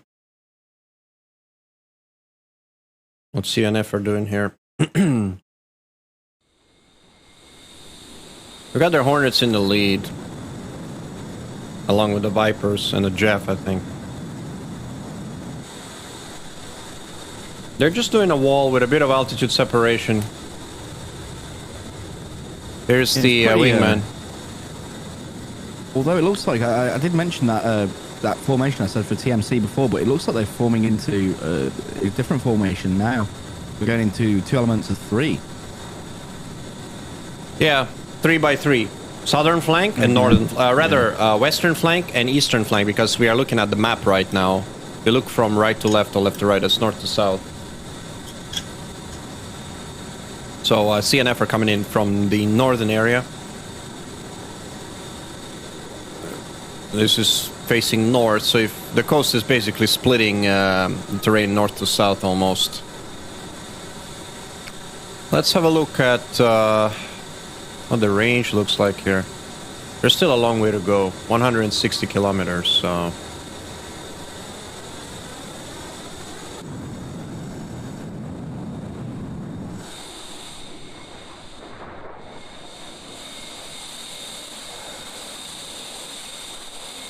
So I'll tell you what, the Chinese are definitely going full weapons, full fuel. I've got the jammer here on the Jeff, though. That's interesting. They are using jammers. So not all fuel. Is that the jammer or is it the missile warning pod? Correct me if I'm wrong. I don't know. Maybe you're right. It's all in one. It's all in one, right? Yeah, It's all in one. it's a jammer. Yeah, I don't ever fly it. Yeah, I'll tell you what, the Well- Jeff is by far the most survivable aircraft in DCS. Yes, you might say, well, it doesn't have much countermeasures, but it doesn't need them. You don't need flares to defeat heaters in the Jeff. You just need to idle and go and turn into the missile, and it's dead. I mean, I've seen my 73s and ETs miss point blank range like 2 clicks. They just don't track. It's that stealthy. So against heaters, it's a beast, you know. Against the radar missiles, it's also low RCS, so it's a lot easier to notch, and it has a perfect RWR compared to what you get, you know, on, let's say, older gen jets. So you can tell the angle really easy. You can notch so easy on this thing. I would hazard a guess in my short flights in the JF-17. I would actually say they've probably got one of the best RWRs in the game. Oh, no doubt. The Jeff is the newest gen of all the fighters, so it should have the best gizmos, let's put it that way, right? Yeah. The Harrier RWR is also really good. But obviously that's not a fighter, but look at this. The Chinese are passing each other. There's a fighter in the distance. Wait a minute. They're doing like, they're setting that up again. The flanker's turning away. They're setting up that grinder. Okay. And then you've just got us with SBO 15. Oof. SPF 15 is shit. These new missiles, it might as well be a play phone with flashy lights on. what's a lot of the big 19 RWR? Oh, yeah. No, big 19. That's even more rough. I don't know. It's good for... It's good. That's, yeah, exactly. It's 6 o'clock only as well, I'm pretty sure. If I'm not mistaken. Signal strength is nice, but... Phoenix up. Yeah. Oh, yeah. That's quite a long shot, actually. That's another, well, it's a 35 mile shot. That is one hell of a shot. It's going straight into the stratosphere. Phoenix out from TMC. That's the one that was nasty the last time. Let's see if it proves nasty this time. He's launched it up at 50,000 feet and quite fast as well, so that missile's going to retain a lot of energy. Yes, it will. Yes, it will. Yes, it will. The only thing is whether it will track or not. If he loses the lock... if he loses the lock on this Phoenix... I would imagine he will, with the way that Fortune Weekly's flying. Yeah, I think so. It's dead. They're notching it, both of them. But in terms of energy, look at that Phoenix doing Mach 4, man. You don't want to be on the receiving end.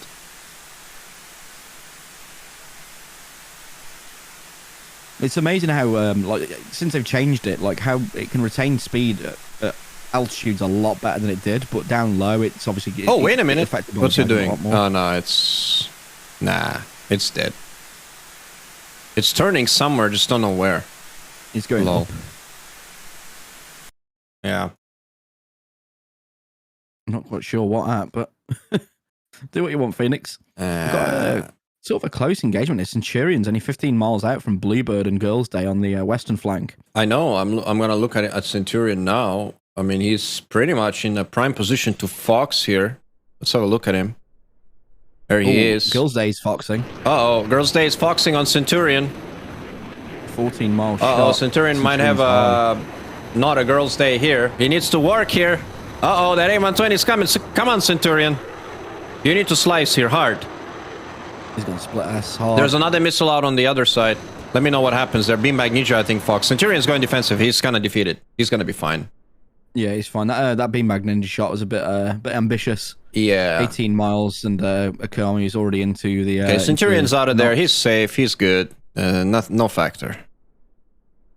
SD10 out from well. Watermelon, actually. SD10 out? On beam magnesia. Yeah. Let me look at that. There's that SD10. It's notched quite... It's lofted quite hard, but beam magnesia's probably defeated. That's losing quite a lot of speed. Yeah, I'm seeing that. It's not gonna do anything. It's doing Mach 2, you know. It's doing Mach 2 here, but it's not tracking. Neither is the AIM-120. Wait a minute, there's an AIM-120 there on... Nah, it's dead. It's dead as well. Oh, Bluebird foxing onto, looks to be Burner on the western flank, a 10-mile shot. Let me see Bluebird Burner here. 12,000. Let me find him. There he is. Burner needs to defend. That AIM-120 is going. He's defensive. Phoenix out as well, out from... Kingston this time is flying the Tomcat, by the way. They've swapped their Tomcats. Burner is working hard. He's defensive. He's defeated that missile. Good job from Burner. He's broke off to the east. Sorry, to the west, down to the coast. Tail sending out an ER onto that blob of Girls' Day, Bluebird and Power. Not quite sure who it's on. I think it's Girls' Day. But Tails dropped it immediately. He's probably just using that to send Yeah, defensive that away ER from is Burner. not going to do anything. That Phoenix on the other side is not doing anything either. But Burner's recommitted in off the back of Tails' shot. I'm worried for Burner because he's going to be facing an armada of Chinese here down low. But guess what? They're not aware. I think Watermelon's going to come in and work him. I think he's got to... Burner's got to kind of watch himself here. He might get into a good position, but he also might end up alone against a horde of Chinese. And that's never going to work. So let's have a look at him. He's turning in. He's got a camo right on his nose. Oh, he's foxing. Fox 3 out from Burner. Oh, that's 9-mile shot. Oh, that's a close shot. Tell you what. He has a good... Akamo is defensive. Akamo is launched in reply and gone defensive yet. I'm gonna check out Akamo here. Can he defeat this? I'm watching Burner. He's working. Burner's chaffing. He's defeated the missile. Good defense. Yeah, good defense from both. Good defense from both. Same goes for Akamo.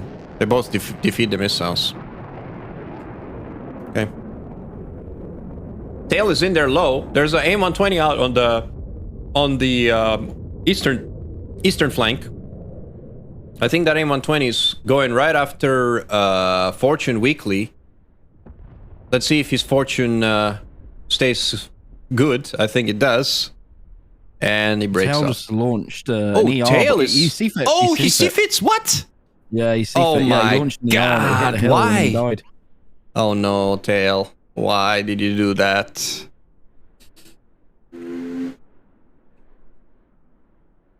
Okay, well, this looks like...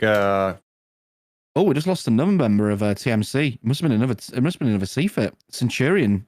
I think C-fit there. Really? Yeah, Centurion C-fit. Okay, well, then that's 4v6. That's a big problem here. I'm looking at... close launch, 6 miles from Bluebird onto Burner. Burner's probably going to bite it here unless he defends hard. Yeah, I'm watching that. I'm watching that. Uh-oh. Yeah, he's going to eat this. Burner's working hard. Boom, he's dead. Flashed. He's dead. And CNF power makes it.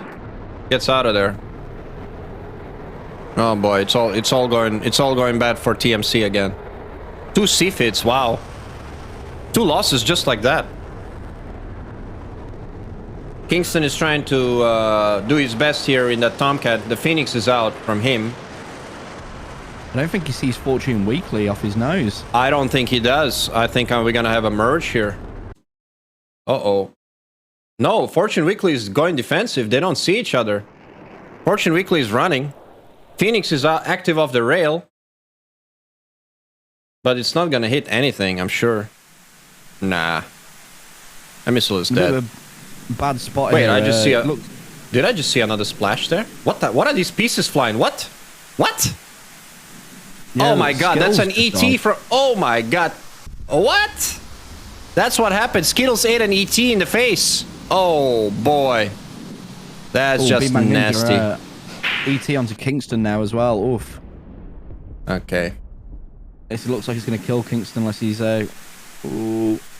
No, he's going to make it. So it's a 2v6 now. Man. I'm going to have to follow Kingston and see what the hell he can do here. He's in big trouble.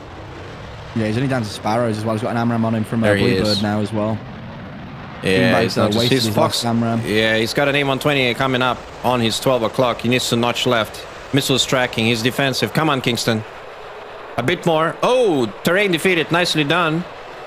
Girlsday's launching on him now as well, though. Here we go. We're gonna have a merge possibly here. I want to see a merge. Let's look at it. Oh, it's hard to see shit. I'm zooming in. There they are. There they are. Right above him. He's merged. He's merged. They're merged. Oh, He's shooting on somebody else. He doesn't see him. Bluebird is working the other guy. Bluebird just passed him. He's yeah, going for Beanbag's on a Ninja. runner. TMC Kingston is merged. Bluebird doesn't see him. Oh, we Beanbag are on Ninja is in Kingston, trouble, though. man. Where's Beanbag Ninja? I want to see him. Oh, Bluebird just foxed. He's right on his tail. Fox one Kingston's out. gonna bite this. Where's Kingston's gonna bite it? Oh no, Kingston. Oh. Oh, Yeah. Yep. That was an ER. I saw it. Both engines out. Boom. And they're both dead. And unlucky Yeah. from TMC. They're different tactic, but didn't work out. Oof. Well, to be fair with you, the Chinese didn't have to do anything. They had two collisions there, man.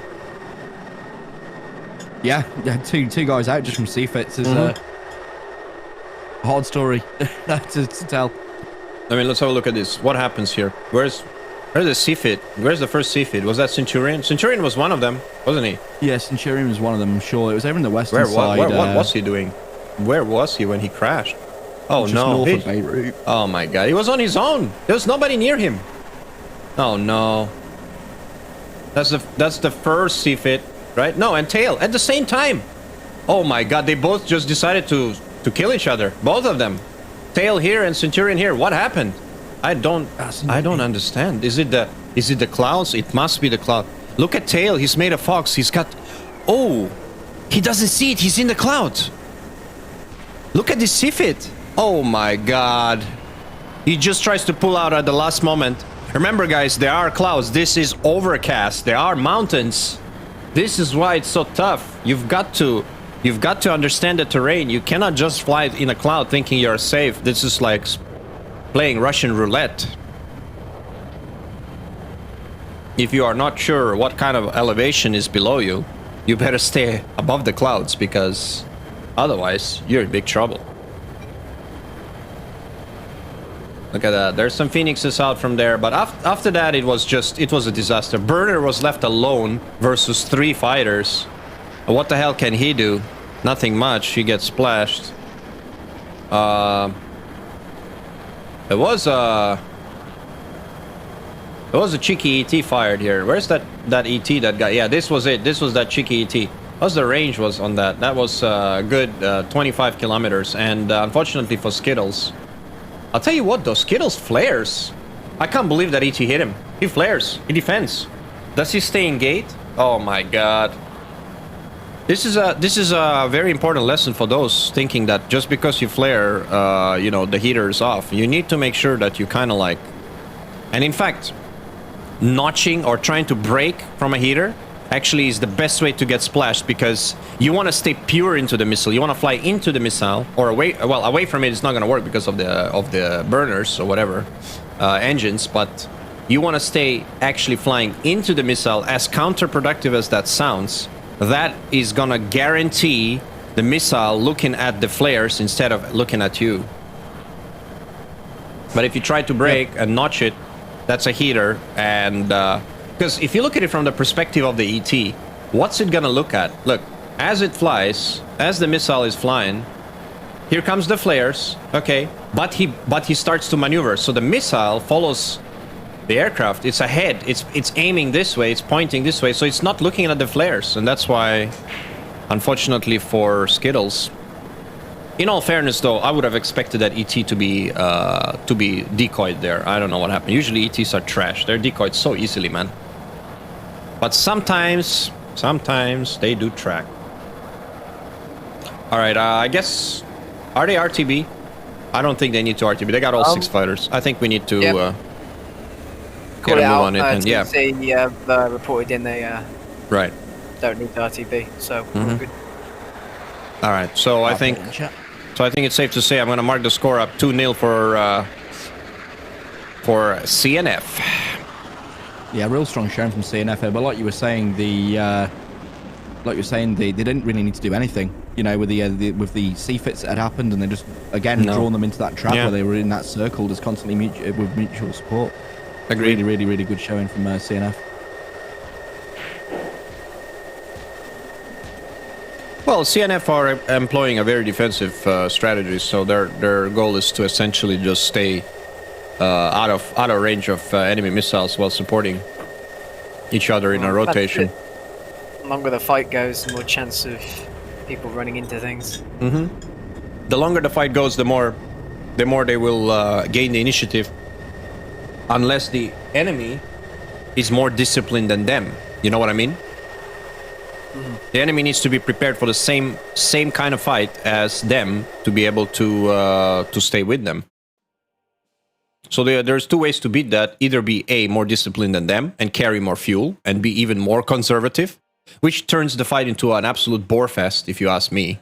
I not a big fan of that. Like, Dusty, what the hell are you up to here? Oh, it's a ping pong ball. Oh. Delivery. He's found a ping pong ball and he's running around. Lol. Funny guy. All right, Rich, we're gonna set up the other round, yeah? Sounds good to me. So Shall we take a quick 5 minutes and be back for round number 3? Sounds good. Yeah, sounds good. Yeah, All right. grab a drink. Yeah, let's do that. Be right back, guys.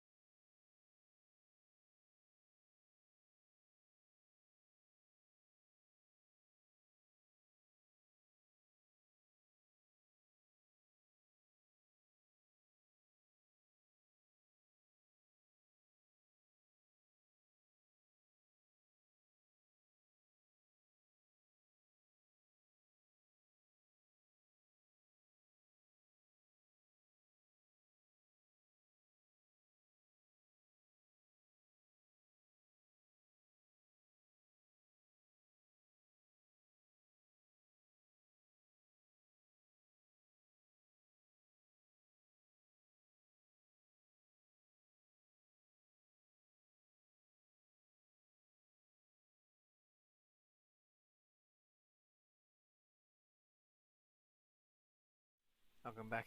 Having fun corralling the cats there, break. Oh yeah, the cats are. Did you hear that? Did you hear the growls? Yeah, yeah. Yeah, that was Booby Chuck trying to defend his territory. You know. Oof.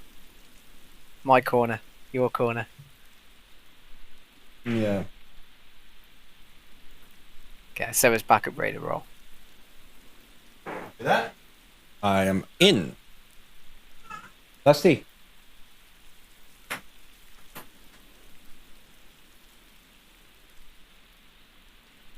Surprised he plays with a ping pong ball.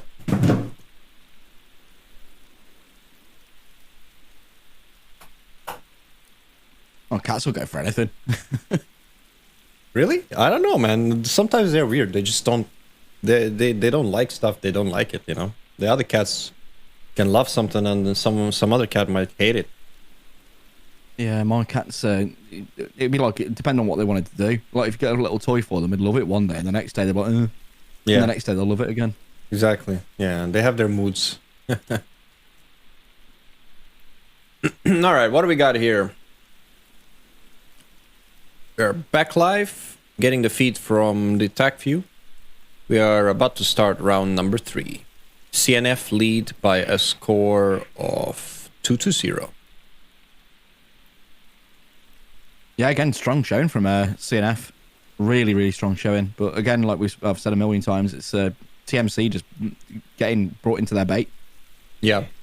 Now I think that last round TMC, I don't know what happened there, but the two fighters that had a C-Fit, they were not really... well, Tail was in a bit of trouble. I mean, he was actually on the offensive. He was firing an ER. And, yeah, he just didn't watch his, his terrain. As to Centurion, I have no idea what he was doing there. He just turned around and... Yeah, he just bashed into the ground. It can always be a problem with like the clouds and the high mountains or higher hills. A lot of people just like fail to like consider the fact that if they do go into a split S or a low defense, that you have got mountains around there. Obviously, Tail probably got lost about where he was. He probably thought it was still flat land ahead of him. But you should, in my opinion, if you see something like that ahead of you, you should be pulling up. And ensuring that you're not getting brought into a train stupid low. Yeah, I agree. Because they're looking at it over by like Ryak Airport. If you look at the mountains, if the weather's still the same on this run, you know you can see the mountains, but in some areas it is basically just covered in fog, and you'll only have like a split second to react to that. I just got someone on SRS comms there. I don't know what. Some of them haven't switched their channels. Yeah, I agree with you totally, Kebab. I mean, there's no excuse for those two fighters to, let's just say, have that kind of a easy. It's a giveaway, isn't it? It's an easy giveaway to the Chinese, and you can't give anything to them because they're going for the long haul. So they're basically waiting for you to make a mistake. That's all. They're not really taking the initiative. In fact, you could. You know they're not gonna attack. They're not gonna attack until they're literally ahead. That's the only way they're operating. Yeah, they're waiting for that one, like that one missile to hit, or one person to get out of formation and start getting a bit aggressive and make it them pay for it, and then bounce upon that and take the initiative, like you were saying, and capitalize on the mistakes that the other team are making. It's interesting to see that how they're playing it, because they all seem to be they are seemingly heavily reliant on the other team making a mistake, and with not taking the initiative, TMC have got to try and put them in a position where CNF have to try and take the initiative. Yeah, agreed. And that's where the CNF can start probably making mistakes when there's all 6 TMC members on board. Yeah, CNF essentially they're doing the tried and tested grinder, and they are definitely armed for it. They've got the fighters, they've got plenty missiles, they're carrying bags. They're not gonna give it away so easily. So TMC have two options: play the same game as CNF, but do it better, which I don't think they can because I don't think they've practiced for it. Or the second option is they're gonna need to coordinate that attack and put the pressure on at the right moment and just, close the dice. Or the Vice, rather. Not the Dice. The Vice. Because they are having a tactical advantage in terms of the setup. It's just that they can convert. We're watching CNF Team Taxi here.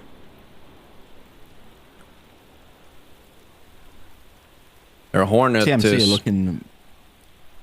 Go on, sorry, break. Yeah, TMC. Yeah, I was going to say TMC are looking majority taxied at the moment, so Okay. should be getting a ready call off them soon, as long as they're not going to wait and discuss tactics in the meantime.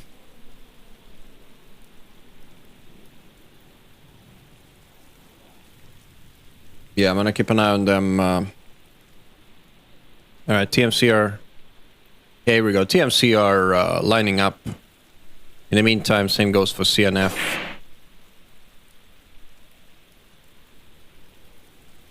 All right, let's see if we can find a nice vantage point here. So you are... you're going F11, right? And you pick a nice... Where do you usually... What vantage point do you feel is a good place to... Wherever. Usually go to the tip of the other runway and then use that zoom external in function. From the other end? Them, but, yeah, but what I've... obviously with the rain, you might not be able to see them very well. Yeah, that's the problem. My FPS is also trash. Terrible. I don't know why. Gotta be because of the live tac view. So what I would do is maybe just go to the center point, then control F3, mark where it is, and then just follow like the rear plane, zoomed in a little bit. And you should, I think, how far is that down the runway? I think he's saying 700 feet or 700 meters. Sorry, no, 700 feet. Yeah, I see it. Should get the rotate point round about there. Right, 700 feet. Right around the middle. Just maybe further on. But yeah, you can move it around and like press the last fighter in the stack and then find the place off the runway or on the runway and just press Control F3 and then zoom external in. That's what I do mostly. Yeah, I just did that, exactly that, and it's a nice vantage point. The only thing is the rain is making it just... Yeah, it's white. You can't see much here. But let's investigate what CNF are packing. 2 AIM-7s, 4 AIM-120s, 2 AIM-9s. You know, you can take a lot of AIM-9s in the Hornet. Yeah, you can double pile on them. I've seen pilots ditching the AIM-7s and taking like, I don't know, 6 AIM-9s or something. I think I'm doing that. I think it would make sense if you're going to press low and you're going to get in behind them. And with this like ATC thing, if you can stay off that E3's radar for a decent amount of time, you could get in there with them sidewinders, just popping them off. I mean, they've got decent range on them, the AIM-9Ns, if the guy's staying hot. I mean, I've done it before where either it was a 9X, but you know, with a 9M, I've done it as well, where a guy doesn't see me and he's coming hot, and I've just popped the missile off without him knowing and notched, or gone into his notch, he doesn't pick me up, and he just flies straight into it. A lot of people just, if they don't have that missile warning on them, a lot of people that you'll find online, either on the 104 server, even if they're experienced pilots, if they don't hear that warning from the RWR, they just carry on flying straight. Yeah, and not popping any countermeasures, and it just works out. And they could do that definitely here if they don't get picked up on the radar or get called out on over GCI comms. All right, here we go. CNF is ready. Wait for TMC. TMC looked taxied and nice.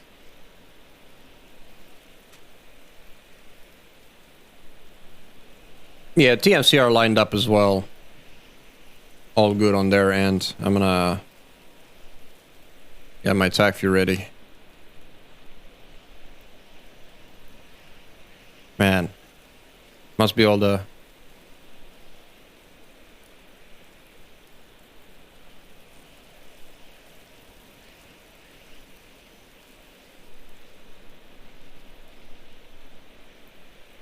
Here we go. 2, 1.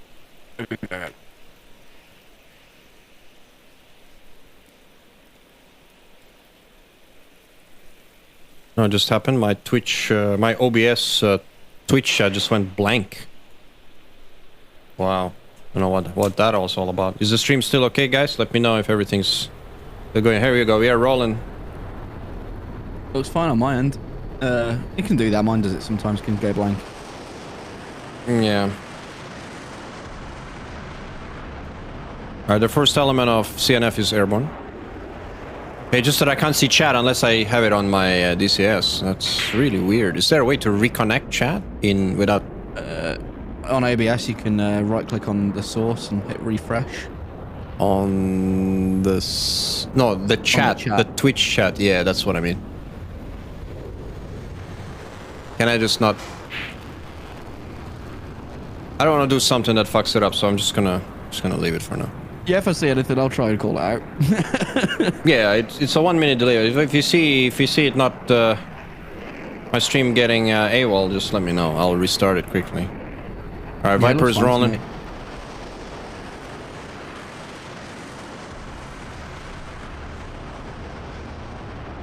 Looks to be a decent takeoff here from TMC. Mm-hmm. Just waiting on the final F-14. CNF are rolling as well. They've got 4 fighters airborne. Here comes their flankers in a nice fingertip departure. Let's have a look at that. That's going to be fun.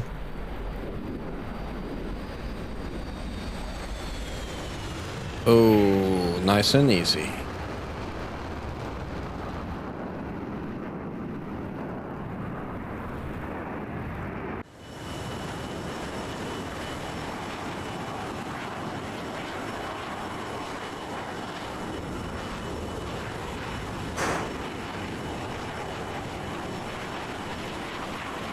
This is the start of round 3.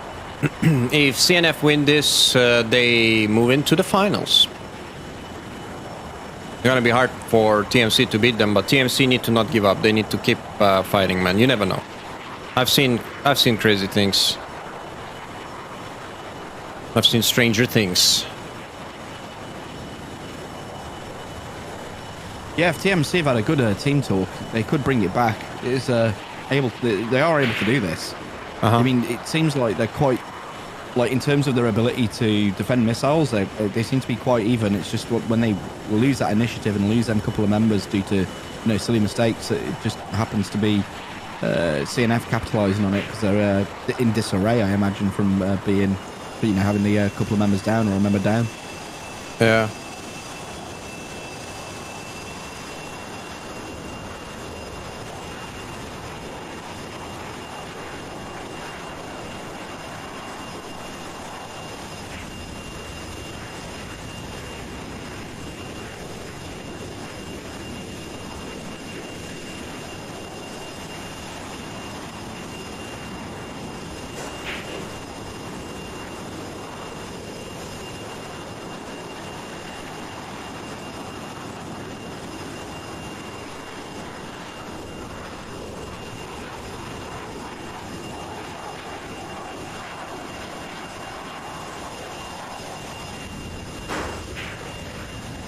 Stream running okay?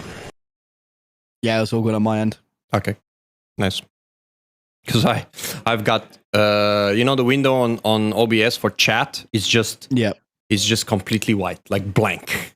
Oh yeah. Have you had that before? Yeah. What you could do is close the dock and just reload it. So I click docs, uncheck chat. Yeah, uncheck docs. chat and then click it again. Yeah, same thing. Reload. Doesn't reload. Oh, okay. I don't know then. It's all right. It's all good. As long as the feed is fine. Here we go. We've got 230 clicks out from the 2 formations. Okay, TMC is changing are they changing the approach or they're flying the same? The same wall, isn't it? The same, more or less. They're flying in a more like a line, like a trail. Yeah, setup. we've got a sort of kind of the same sort of setup for the initial stuff, but you've got Skittles swapped out in for like TMC. Tails in the middle now. He was at the rear with Skittles last round, but it looks like the same sort of setup, but they've changed out the aircraft with like 3 in the lead with 1 in the middle, and then the 2 trailers being Kingston and Centurion being the last to take off. And we'll see. We'll see what formation they get into when they're inside the bubble. Because it seems to be they don't really do much in terms of formation until they get in the ball. As Flight says, all fine. Yeah, I see a chat, man. So it's working. It's just that my OBS has decided to take a dump. Look, both TMC are doing altitude separation, so they're doing a wall with altitude separation. I've got a Hornet really high, and I've got a Viper at about 6,000 meters. Hornet's conning. But I think Burner's staying a little lower, and his wingman is going above him. Let's have a look at what this formation looks like. There we go. This is CNF. CNF are doing the exact same thing as well. A wall with altitude separation, staying tight. And this is TMC. TMC definitely have changed their approach, man. They're not going in a spread. They're going in a trail. We'll see how it all pans out. Yeah.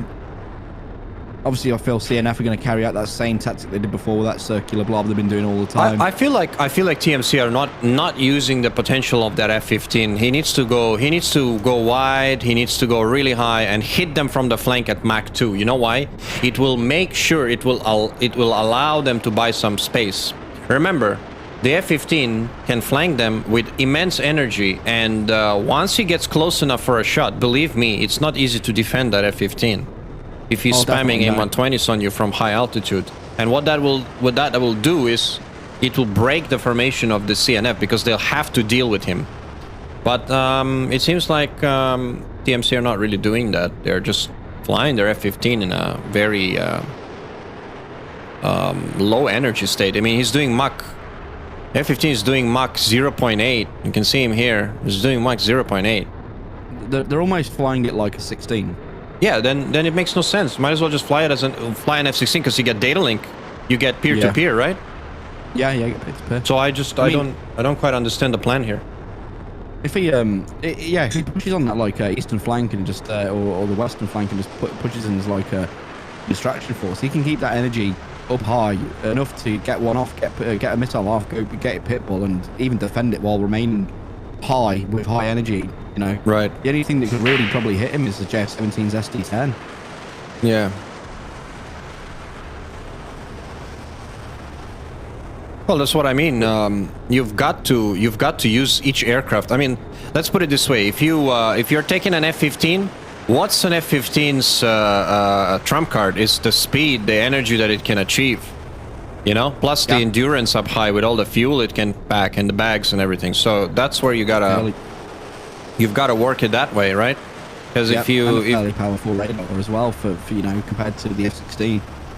Uh-huh.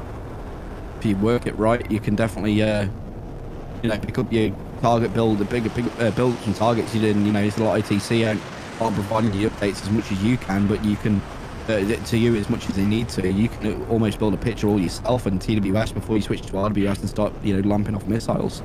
Right. I'll tell you what, though, with the last patch, I think the F-16, in terms of its kinematics, was nerfed, wasn't it? Kebab, you'd know this pretty well. How do you find it? Flown it since patch. I hear from a lot of pilots, if you carry bags now, you get really affected by the... I mean, you can't go as a rocket ship with bags as you used to be, which makes sense. Yeah. Drag, from what I've heard, drag is affecting the aircraft more in terms of pylons and your bags. But usually for myself, I only usually take 2 bags out on public servers. Yeah. I usually try to expend the bags before I get into a fight, because you don't want bags on when you're fighting. True. Especially in the F-16, especially when we get the actual wing loading in, when you've got to be in Cat 3 running bags, which will G-limit the aircraft by a hell of a lot. Yeah, yeah, exactly. You can't really maneuver hard, and if you get caught with your pants down while you have still your bags, you're a dead man, isn't it? Yep, definitely. But that F-15 can retain the speed, and the F-16, obviously, it's an absolute beast in BFM right now, and the turn rate of the aircraft is a hell of a lot better than it was, and you know, G-onset, etc. changes. It is it's better. It's a better fighter now, but you've got to be careful with your fuel. Like you had to be careful before, but even more so now. Look what's happening. Look what's happening. TMC are doing exactly what CNF are doing. They're basically mimicking them. They're saying, okay, guys, you've been doing this to us 2 rounds in a row, just waiting for us to come to you. It's your turn. You're up 2-0. You come and get it. I think that's what's happening. And you know what? It's a great move from TMC. Because if I was them, I'll just save the fuel, stay on my side of the bubble, where the mountains are, and that's exactly where they are. They've got the coast and the mountains. And let the Chinese come to them. They need to win this. They need to take it. Otherwise, you know, we're gonna have an easy win there for CNF. So I think TMC are changing it up, and I think they said, okay, you guys want to play the long game and be very defensive, we can do it too. So let's have a look and see whether they can actually make it work. Because look, the Chinese are defending, but what are they defending? There's nothing here. They, you know. Yeah. So it's almost like he's pushing forward to be like a recon element as such. Yeah. Maybe like a bait to try and bring him down. As you can see, he's like completely broke off from the rest of the blob. Yeah, I'm gonna keep watching these guys now. Let's see whether...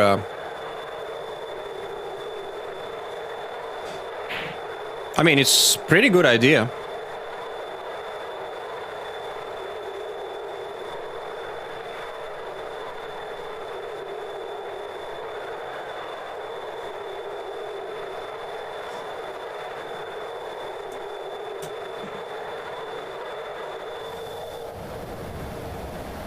$100 to 1 KD in the F-15. Yeah, it's 120 actually, but it's pretty easy, man. I used to fly the F-15 a lot, actually, Kebab, but that was before your time. Oh yeah, way before my time. That. Yeah. You've been playing since lock-on days, haven't you? So. Yeah. I mean, it's a monster. Let's face it, it's a monster. Even now, I think I'd still rate it as the best fighter in the CS. But of course, it has some disadvantages without having data link. But in this format, with just GCI, F-15 is it's a beast. Yeah, you're almost going back to like DCS, like well, the old days of DCS without that data link and things like that. It just, you know, if you're an experienced Eagle pilot, this sort of environment for you, like you could bring an Eagle and absolutely dominate. If you brought like a whole team of Eagles with a GCI, you could probably dominate as well. You could, because you could just but you would have to adopt a much more aggressive approach. You can't be doing a slow fight approach. Yeah. Yeah, we might be in for a very long round here, guys. Look at what TMC are doing. They're just waiting for the enemy to come to them. And I'll tell you what, I think that's a smart move. CNF are not taking the bait just yet. They are closing in, but this might be taking a while. Huh. Okay, we've got Bluebird here nearest. He's going in towards Skittles. We're gonna have a look at Bluebird. Let's see what he's up to. He's just dumped his tank. Okay. Here we go.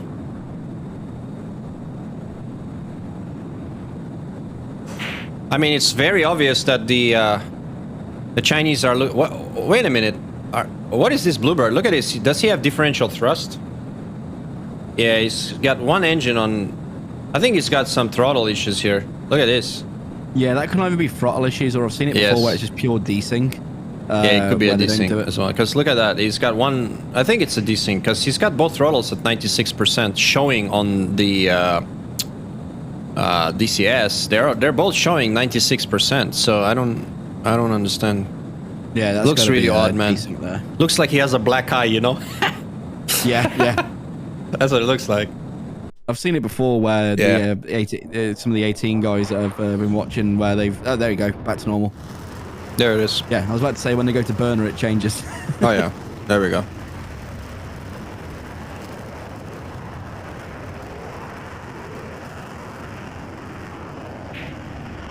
But yeah, it looks like CNF have been like, oh yeah, we will react to, you know, TMC doing this, unless they're just going to that center to try and repurpose, like to move the bubble that they had before, or the blob, to the center of like bullseye.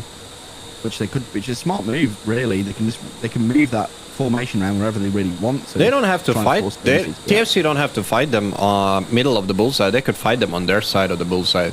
You know, the fact of the matter is, I think TMC have the fuel advantage here. I don't think CNF are packing as many bags, and on top of that, they have they don't have they've got what no heavy fighters. They've got only light fighters, apart from J11 and Su-27. But believe me, and I'm a flanker pilot. You might think the flanker has a lot of fuel. That's not the case.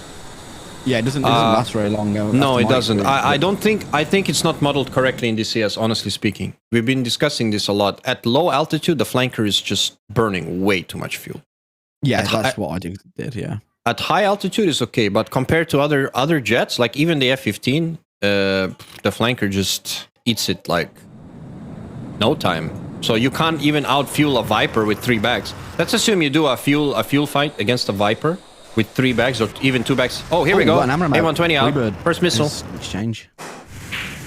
I'm looking at it. Centurion's quite fast as well, but he was not as high as he could Centurion. Yeah, he's gonna defend. He's gonna defend this. I don't like the way he's defending it though. Yeah, it's a little tricky. It's Mach 2. He's got a pull. He better defend harder than this. Oh, he's notched it. Look at that. Boom, missile gets hit straight into the ground. Wow. Okay. You know, since the new AIM-120 logic, you see that very often. A vertical notch defeats the missile. Yeah, I've been doing it myself as well. It seems to be a surefire way to get rid of it, but then it's probably like the 9 time or the 1 time out of the 10 where the 9 times it defeats it. Yeah, you get that one where it just sticks on you, and yeah. In the meantime, in the meantime, Centurion was pretty close actually from the other missile. You can see him right there in the clouds, going up. I think there's a Phoenix out, or someone's conning. No, someone's conning here. Okay. I think Centurion just needs to back away, get the speed back, get some altitude back. Yeah, we've got a flanker here. We got the J11. I know on the coast exactly. I was just gonna say the same thing. I was picking him up. There he is. It's Fortune Weekly CNF. He's down on the coast.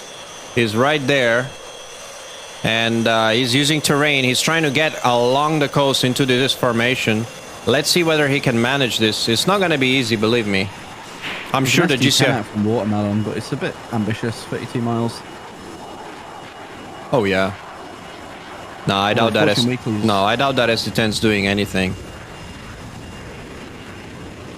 Fortune Weekly. Fortune Weekly is extending. Yeah, he's dropped his move there. He's like, I ain't going for that. I'm gonna get killed here. Probably a smart move. Kingston's fired a Phoenix out. Looks to be on to be Bluebird. Phoenix SC10 could still be tracking, but it's lost a lot of speed.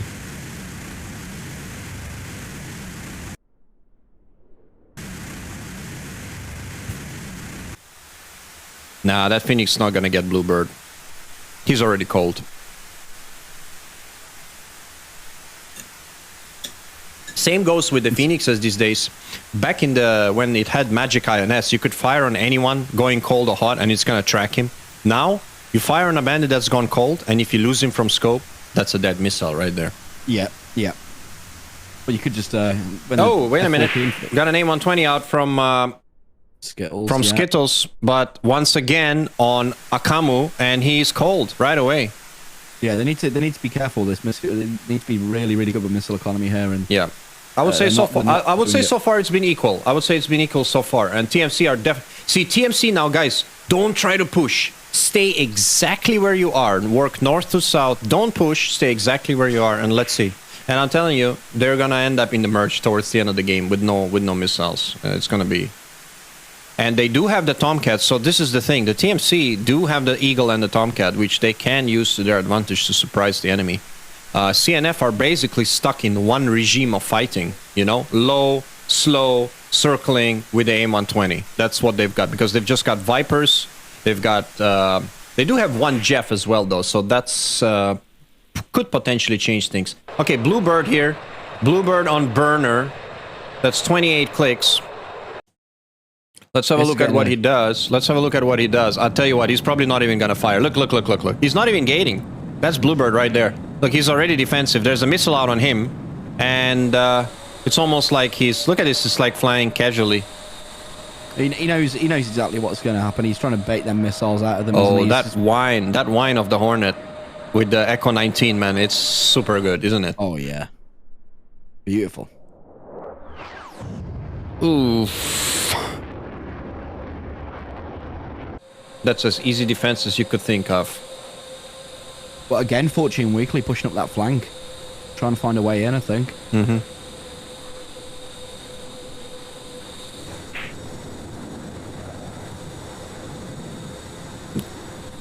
This is how easy it is for him to just stay out of trouble.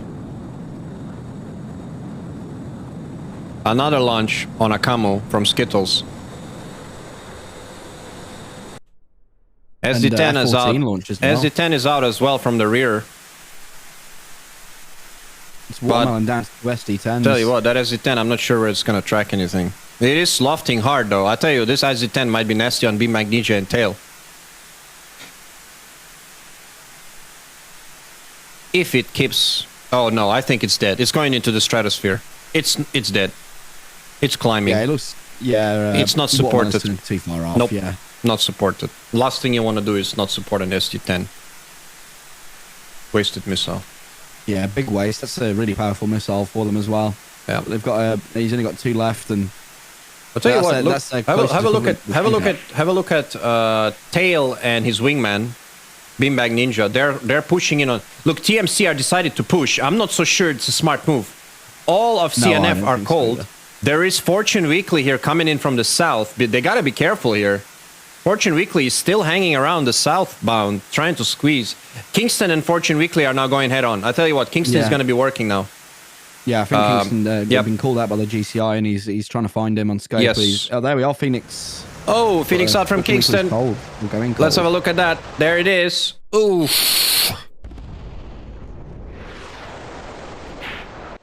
Let's see what that Phoenix does.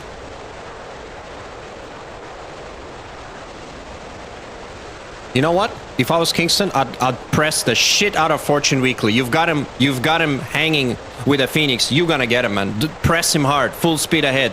Keep cranking to the right. Get your wingman Centurion to support you in the middle, and you're good to go. Look, he's fired at Phoenix, but I'll tell you what, I'm not sure if it's gonna do anything. I think he's gonna outrun it. Down low, the Phoenix is just not good enough. Look at that, it's already lost energy. One turn, look at that. Look how bad it is down low. It's only good at high altitude. It's absolute garbage down low. Look at that, one turn. What was that all about? How did it lose all that speed? I don't even get it. Look, let's just review that. It's doing Mach 3, and then it makes one turn, probably- second. Wow.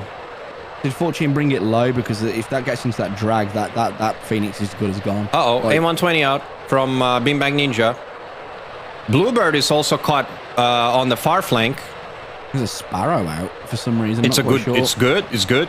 Fire a Sparrow to turn him away, then press him in for Yeah. an aim 120. I'll tell you what. The Chinese are a little bit different this time. They're separating. They're kind of like. I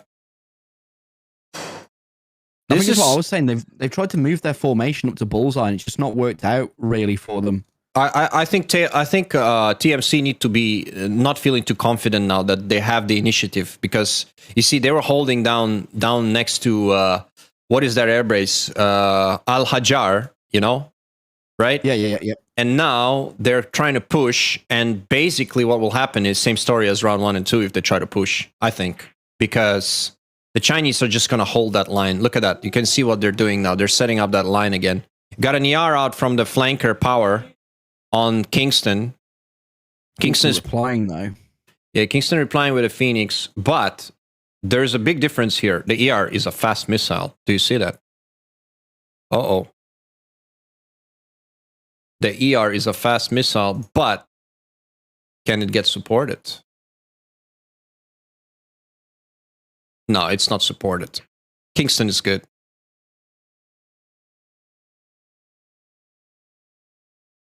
You can see how ineffective ER is in this kind of fight. So I'm surprised the Chinese took that many flankers, because you know, when you're doing this grinder, when you know as soon as you launch, you're going to be turning away, the ER is like basically just a...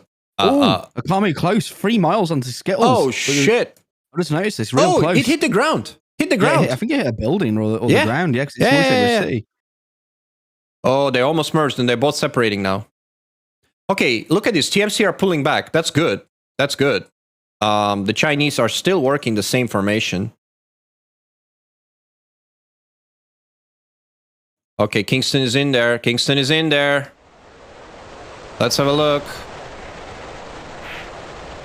Oh, he's out of Phoenixes. He's out of Phoenixes, man. Oh, Kingston, he's down to Sparrow. That's real bad news for him. That's really Especially bad news. Look at pushing onto Akamo. power. Akamo is chasing Skittles. But he's got 2 Power's fighters. still- Tail is coming in. He's breaking off. Akamo's breaking off. Yeah, you don't know about this. This is a lot better round from TMC from what we've seen so far. Much better round. However, they're still a little bit down on weapons, I think. Okay, here we go. We've got an A120 out from Girls' Day. Let's have a look at this A120. There's a response. TMC are defensive. All 3 fighters going cold. I don't think this A120 is going to do anything. There are some very long range, like this shot by Beanbag Ninja. That's, I mean, unless it catches the Jeff by surprise. I would, yeah. Look at that. Oh, the Jeff is going to turn into it. Look at this. Uh-oh. We might have a casualty here. Oh, yes, baby.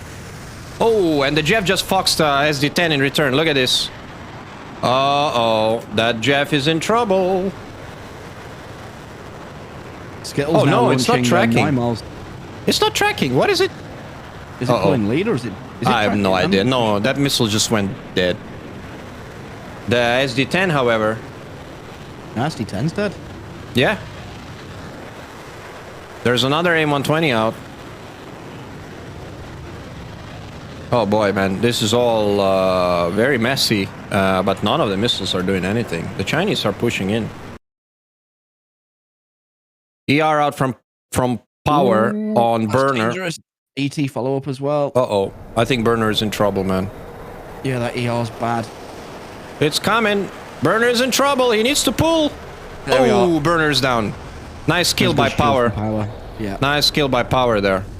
Boom. And that was the first casualty of TMC.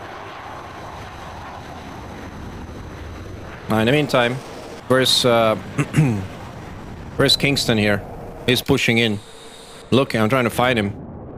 Kingston! There he is. He's got watermelon in front of him. Kingston's Oh, Fox, yeah. aim 7 out. On who? He's alone though. Kingston, don't stay in there. SD10 Oh, he's dead. looks like watermelon. He's dead. He's Yeah. dead. He's dead. That SD10 is gonna get him. Kingston, you gotta notch this real good, buddy. Oh no. No, he's not That's gonna do bad. it. He's got an A120 as well. He's dead. Boom. Oh, he pushed too hard. Centurion also defending a close AMRAM here. This Yes, is he real close. is. to him. Yes, he is. Yes, he is. He's gonna make it though. He's gonna make it. Oh, Centurion made it. Just heard Boom. the whiz of the AMRAM behind him there as well. Yeah.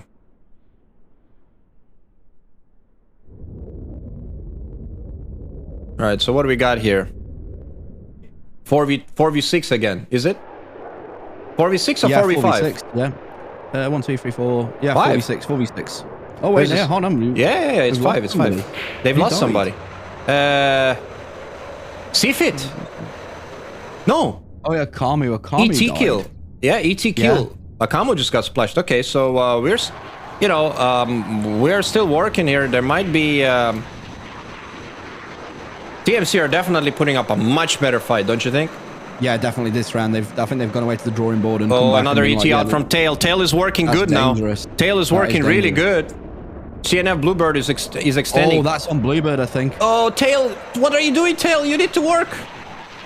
Oh, no, it's not on Bluebird. It's been... Oh, no, that AMRAM's gone stupid. Yes, it is. He's foxed it on somebody else. He's foxed on the wrong bandit. Tail is in a good position here. But does he see... Oh Girls off my his god, left? Tail, you're in a brilliant position. Get in there. I think he does. I think he does see Girls He's there. gonna merge. I'm looking at him now. He's no, he merged. He's right below him. He sees him. He's looking for him. He's looking for him. Come on, Tail. He's looking. Yes, he's foxed him. He's working. That was a bad Oh, missile, though. good stuff from Tail. Oh, no, it was. Good miss. Oh, Boom! nice kill. What a splash. Beautifully done. Beautifully But now done. he's got power in on him now. Power's launching R73 at Oh, Tail. he's from gonna 4 need miles. to. He's gonna need to work. Flare, flare, Tail. Don't go gate. Oh, he's gonna die. Flare, flare, flare, flare, flare, flare, flare, flare. He's defeated it. He's defeated it. He's merged with the second bandit. The R77 power. Oh, power Boom! down. What? Tail working. What? Oh my God! Tail 5 on Tail. Oh my now. Did God! you see He's merged with all of them. Next one. Holy shit! I The think he's next gonna one die. is That coming Tail for fire's him. closed. He hasn't No, fired. it's missed. It missed. Oh my What? God. What? He's fighting them all, man. Tail is fighting all of them. Oh my God, he's merged. Where is his wingman? Oh my God, where is his wingman? Tail. Oh, he's lost visual. He's lost visual. He's got him on his 6 Bleeber's- now. He's yeah, in trouble. Bleeber's coming Missile out, missile out. Tail is gonna eat this now, though. Yeah, he's not seeing this. Oh yeah, he's gonna eat this. Boom, he's dead. Unlucky, but good show from Tail. But there's though. a splash there as well. Look, second splash. Look at this. I think the other group are coming in. There's an aim 7 out from Skittles on Skittles Fortune working Weekly, 2 Fortune. miles. Yeah, 2 miles. This looks good. Fortune is in trouble, man. I'm looking at him now. He's in big trouble here. Oh no! What? What? How? He's got him right on his ass. How? Another missile no. out. It's an aim 9. I see it. It's coming. Right on his tail. He's gonna miss. It missed. He's just doing the barrel roll, man. It just doesn't have the legs. Another one. He's gonna eat this though. Boom. There He's we are, dead. yeah. But then there's that aim 7. He's got a Bluebird and Watermelon coming onto his 6. But what's Centurion Oh doing? my! Centurion, what is he doing? Get in the fight! Oh my God! This is all happening, guys. Skittles, get the hell out of Dodge. Where is his wingman? What the fuck is Centurion? Where is Centurion? Holy shit, he's way out north. What the fuck? Where is he? Oh my God! Bluebird is chasing. Bluebird what's is chasing Bluebird his on prey. board? He's chasing his Bluebird's prey. only he's got 1 Sparrow. What and does he 2 have? 9s on board. Two Sparrows and 1. Sorry. Oh 1 Sparrow, my which is launching now, God! and He's 2 9s, foxed which is though. launching. He's foxed aim 7. I'm looking at it. Let's But see if what's that Skittles misses. doing? Is he low enough to That aim defeat 7 is this? gonna get him though. He's gonna get him. Oh, unlucky. Boom, splashed. Good kill from Centurion's coming Bluebird. in now. Yeah, he's coming Jeff in, got? but how far? Jeff- He's so far away, man. What? Jeff What? is win. Give me the missile count. What does Centurion have? 4 aim 9s. Okay, and a one aim 120. Okay, he's got a good payload. He can take them on, man. He just needs to Jeff's get got close. nothing. Jeff's got nothing. What about F-18? What about the Hornet? Just 9s. Just 9s. Just Just 9s. 9 Okay, nines. so Yeah. I gotta say Centurion's got the advantage here. He just needs to fox within 5 miles or Yeah, less. he can't get. He Yes. cannot get Yeah. to. And he Well, yeah, cannot. just And can't. he needs to watch out. He must not get pincered. He needs to put pressure with an aim 120 on one of the bandits, and then work the other one. Does he see this guy though? No, he doesn't see Bluebird. He doesn't see. He's looking. He's looking. He's looking. He's looking This for is gonna fall Bluebird. down to who? I think he sees Watermelon, not Bluebird. Oh, you can't find him. Oh no, there's a 9 coming from Bluebird onto Centurion. He's I gonna don't die. think he sees it. Yeah, he's dead. Boom, he's dead. Unlucky though. Yeah. Unlucky. There's an aim 120 going for Watermelon. I think Watermelon's gonna eat this. I think Watermelon's gonna eat this. Is he? Yes, he is. Up his tailpipe. Boom. What? Wow.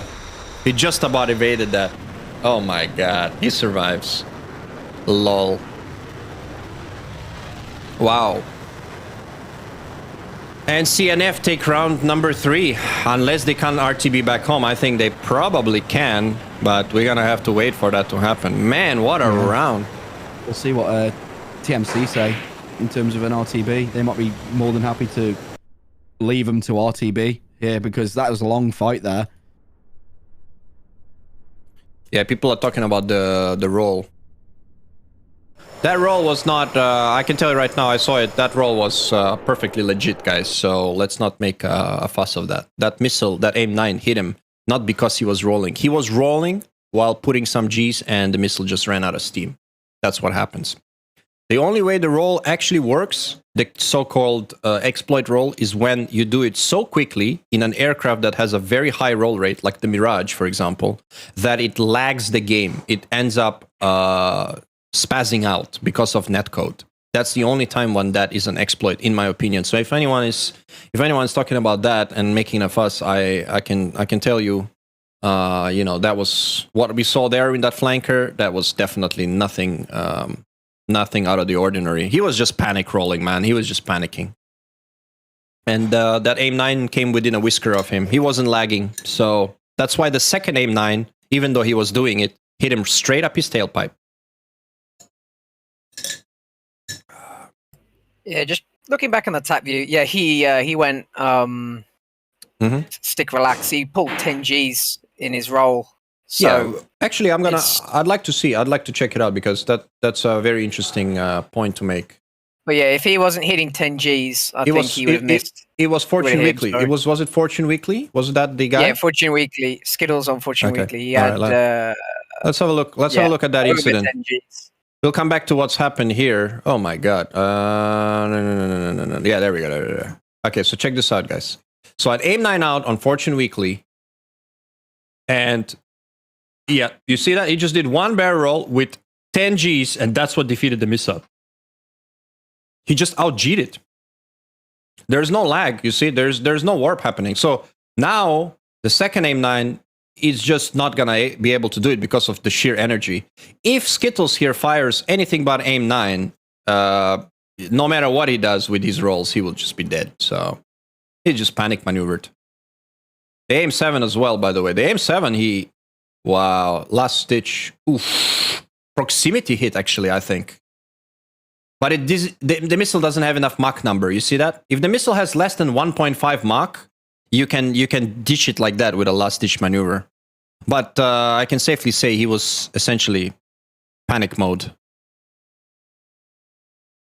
He survived pretty well, though. Gotta give him credit. Just not well enough.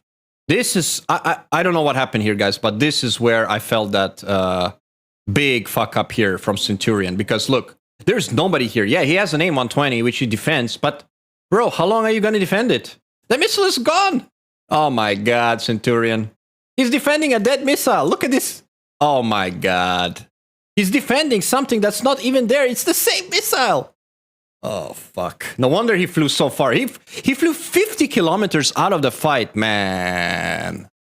That's gonna be. I understand why he was sat there. That's gonna be. That's gonna be the. No, you know why? Because he was almost killed here.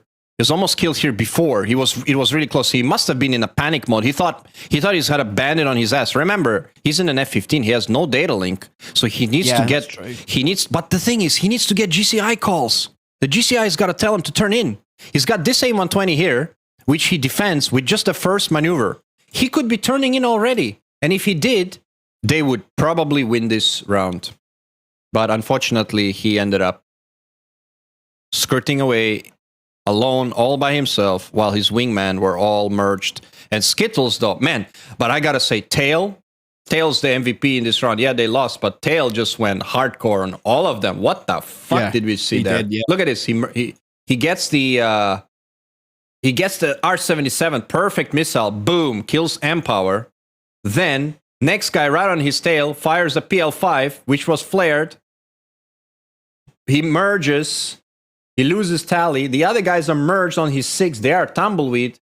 Oh, but wait a minute. No, that was the second splash. Who does he kill? Wait, he got another guy before that, didn't he? Wait a minute. Yeah, he got an ET kill on Akamu. Boom. He got an ET kill on Akamu.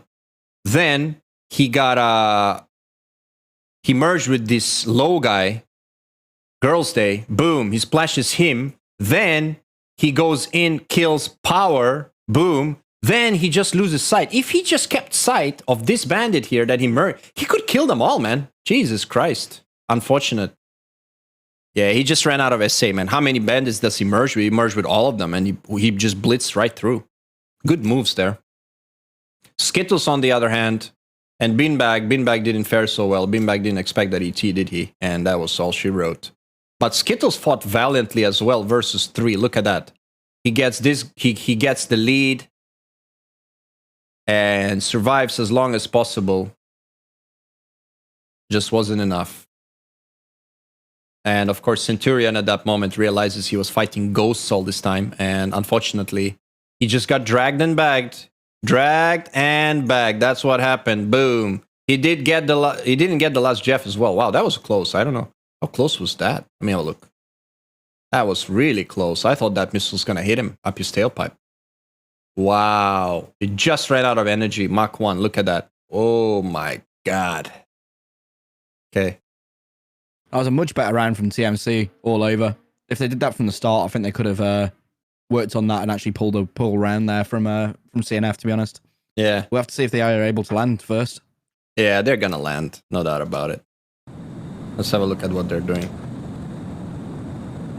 All right, while I watch them land, I'll be right back. Thanks for the follow, guys. Slimmy G and Zaku and Tater Boots and Pilot and whoever else. Thanks for stopping by. Hope you guys enjoyed that. We are now RTB. I think it's safe to say CNF are going to win this match 3-0. But I have to say, credit to TMC. If only they started with the same strategy as they did round 3, I think we would have had a different story. And I think TMC learned a very important lesson in this match. Because you can see that by just making a different strategy, you can see that they managed to break down the Chinese juggernaut. You know? They almost did it. Some heroics were required, but yeah. Like you're saying, Tail was definitely the MVP there. Oh, Tail was crazy. He just went all out, man. Alright, I'll be right back.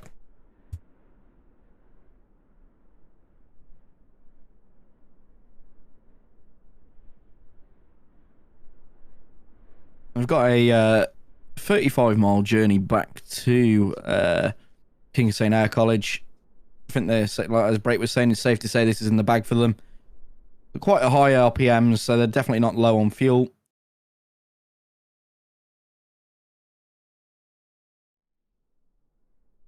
Are you still live, Brake? He is, yeah. He's BRB though.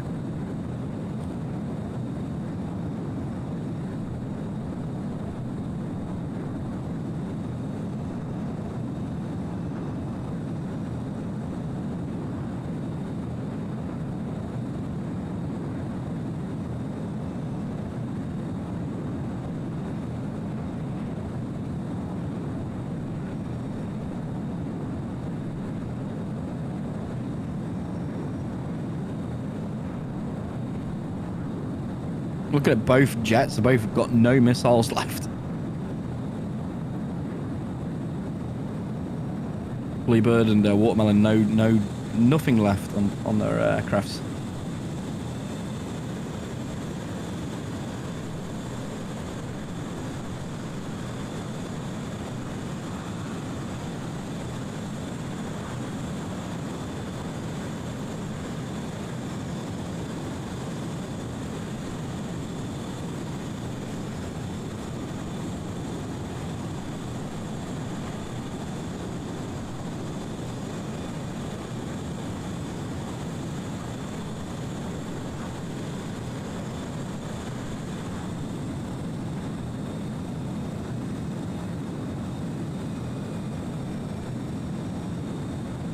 All right, I'm back. Let's have a look at this. I'll tell you what, they've got 130 clicks to fly. He's flying rather low. Or is it just me? I guess the fuel economy on that Hornet is not a problem. No, I was just saying they're quite high. They were quite high RPM, so I imagine they've actually still got quite a bit of fuel left. Yeah. Although Watermelon's quite high, he might be lower fuel. Mm-hmm. Bluebird just doesn't seem to be. Watermelon is at 9,000 meters. Yeah.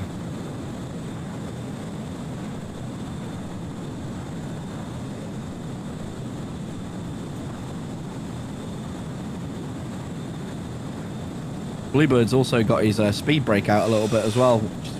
He does? Oh yeah, you're right about that. What's that all about? Can you just use a little bit of it? Yeah, well, it's interesting. Yeah. You can retract it. You have to. I wish we could have that on the flankers. That would solve a lot of problems flying close formations at the afterburner.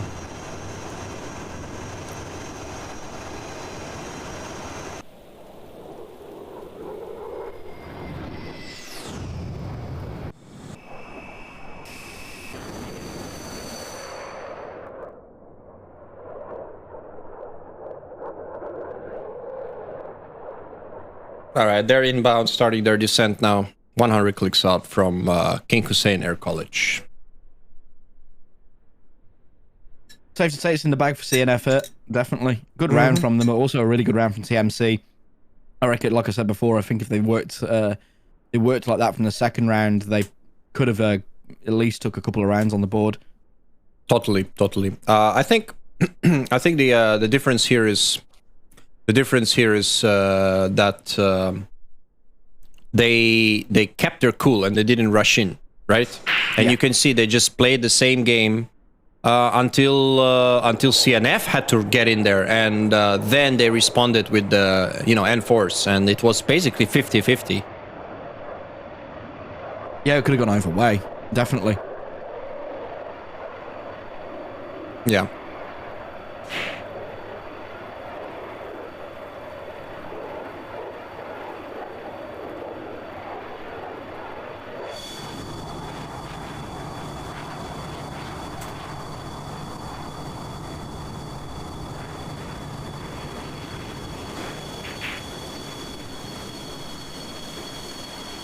Okay, here we go. I was looking at the wrong... Oh, wait a minute. CNF is already on finals, Bluebird. Oh, wait a minute. What's he up to here? Lol. My TAC view was like 10 minutes behind because I didn't fast forward it back to life, lol. Good thing I caught the Hornet coming in. Oh, he made it nice. He put her down good.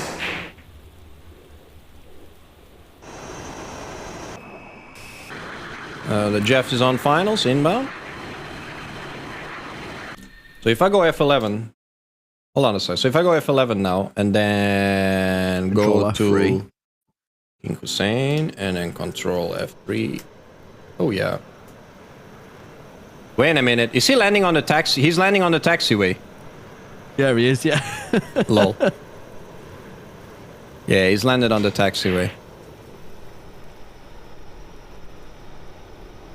Oh, he's grassed it. Oh, he's grassed it. I think he popped. I think he tried to pop Yeah, his he'll be fine. parachute while he was too fast. Yeah, he'll be fine.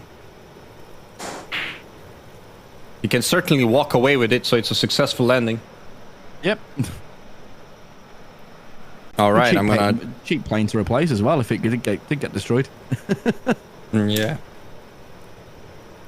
Jeff is OP.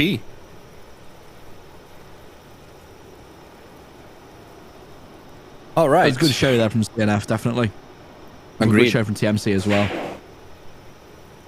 Yeah, I have to say, we knew the CNF were big favorites in this match. We spoke about it before. I know that TMC have been on the up, and let's face it, they've already secured a semi-final spot. So whatever happens, they're in the top 4. And believe me, it's not easy to achieve that in this competition with the current rules and the strength of the competition. So I think all credit to where it's due. TMC are a team to watch in the future, Definitely, yeah. They've been a joy to cast as well.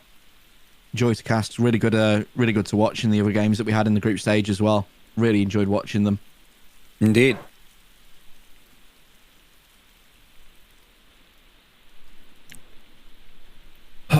All right, guys. Rich, if you want to do the interviews, I will have to step off because my friends are, as you know, they came in, so I can't be spending all my time in front of the screen while my friends are visiting. So, however, if you guys want to do an interview, Kebab can do it if he likes, or it's up. I don't know. I'm having a look now. Both teams are a bit unsure, so I think it's probably safe just to call it.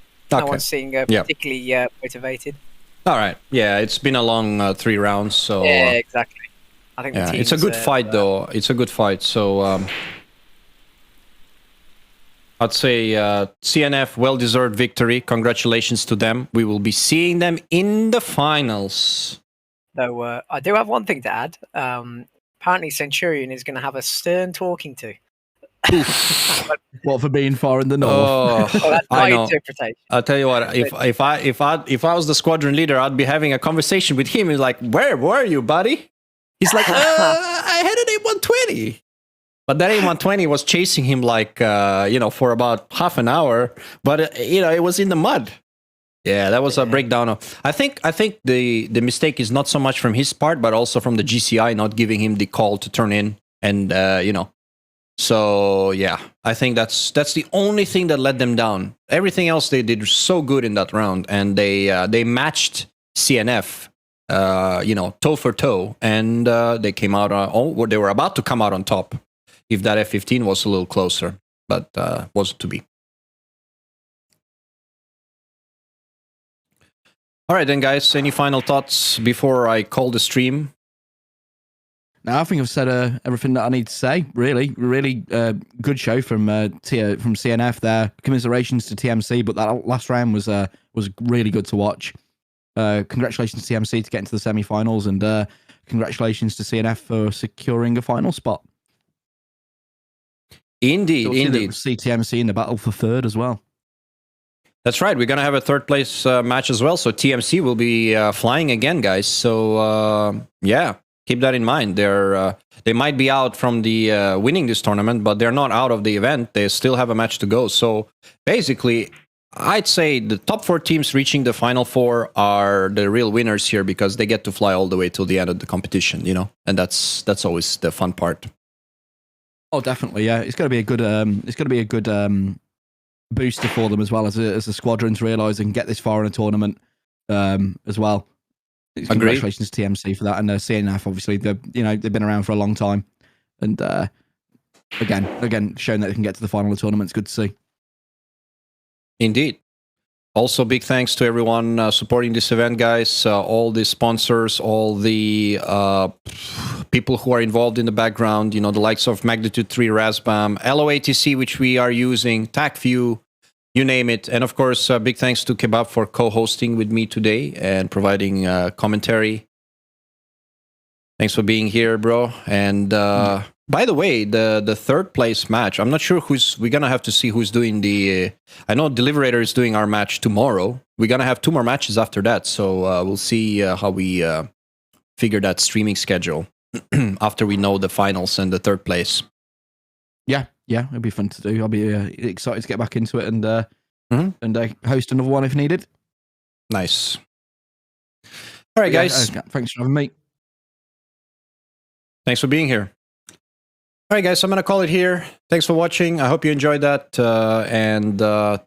Yeah, looking forward to our next match. I think tomorrow we'll have another match for you. Deliberator will stream at 1800 Zulu. It's going to be 51st Provo, 100 key up versus ETF. This is the second semifinal.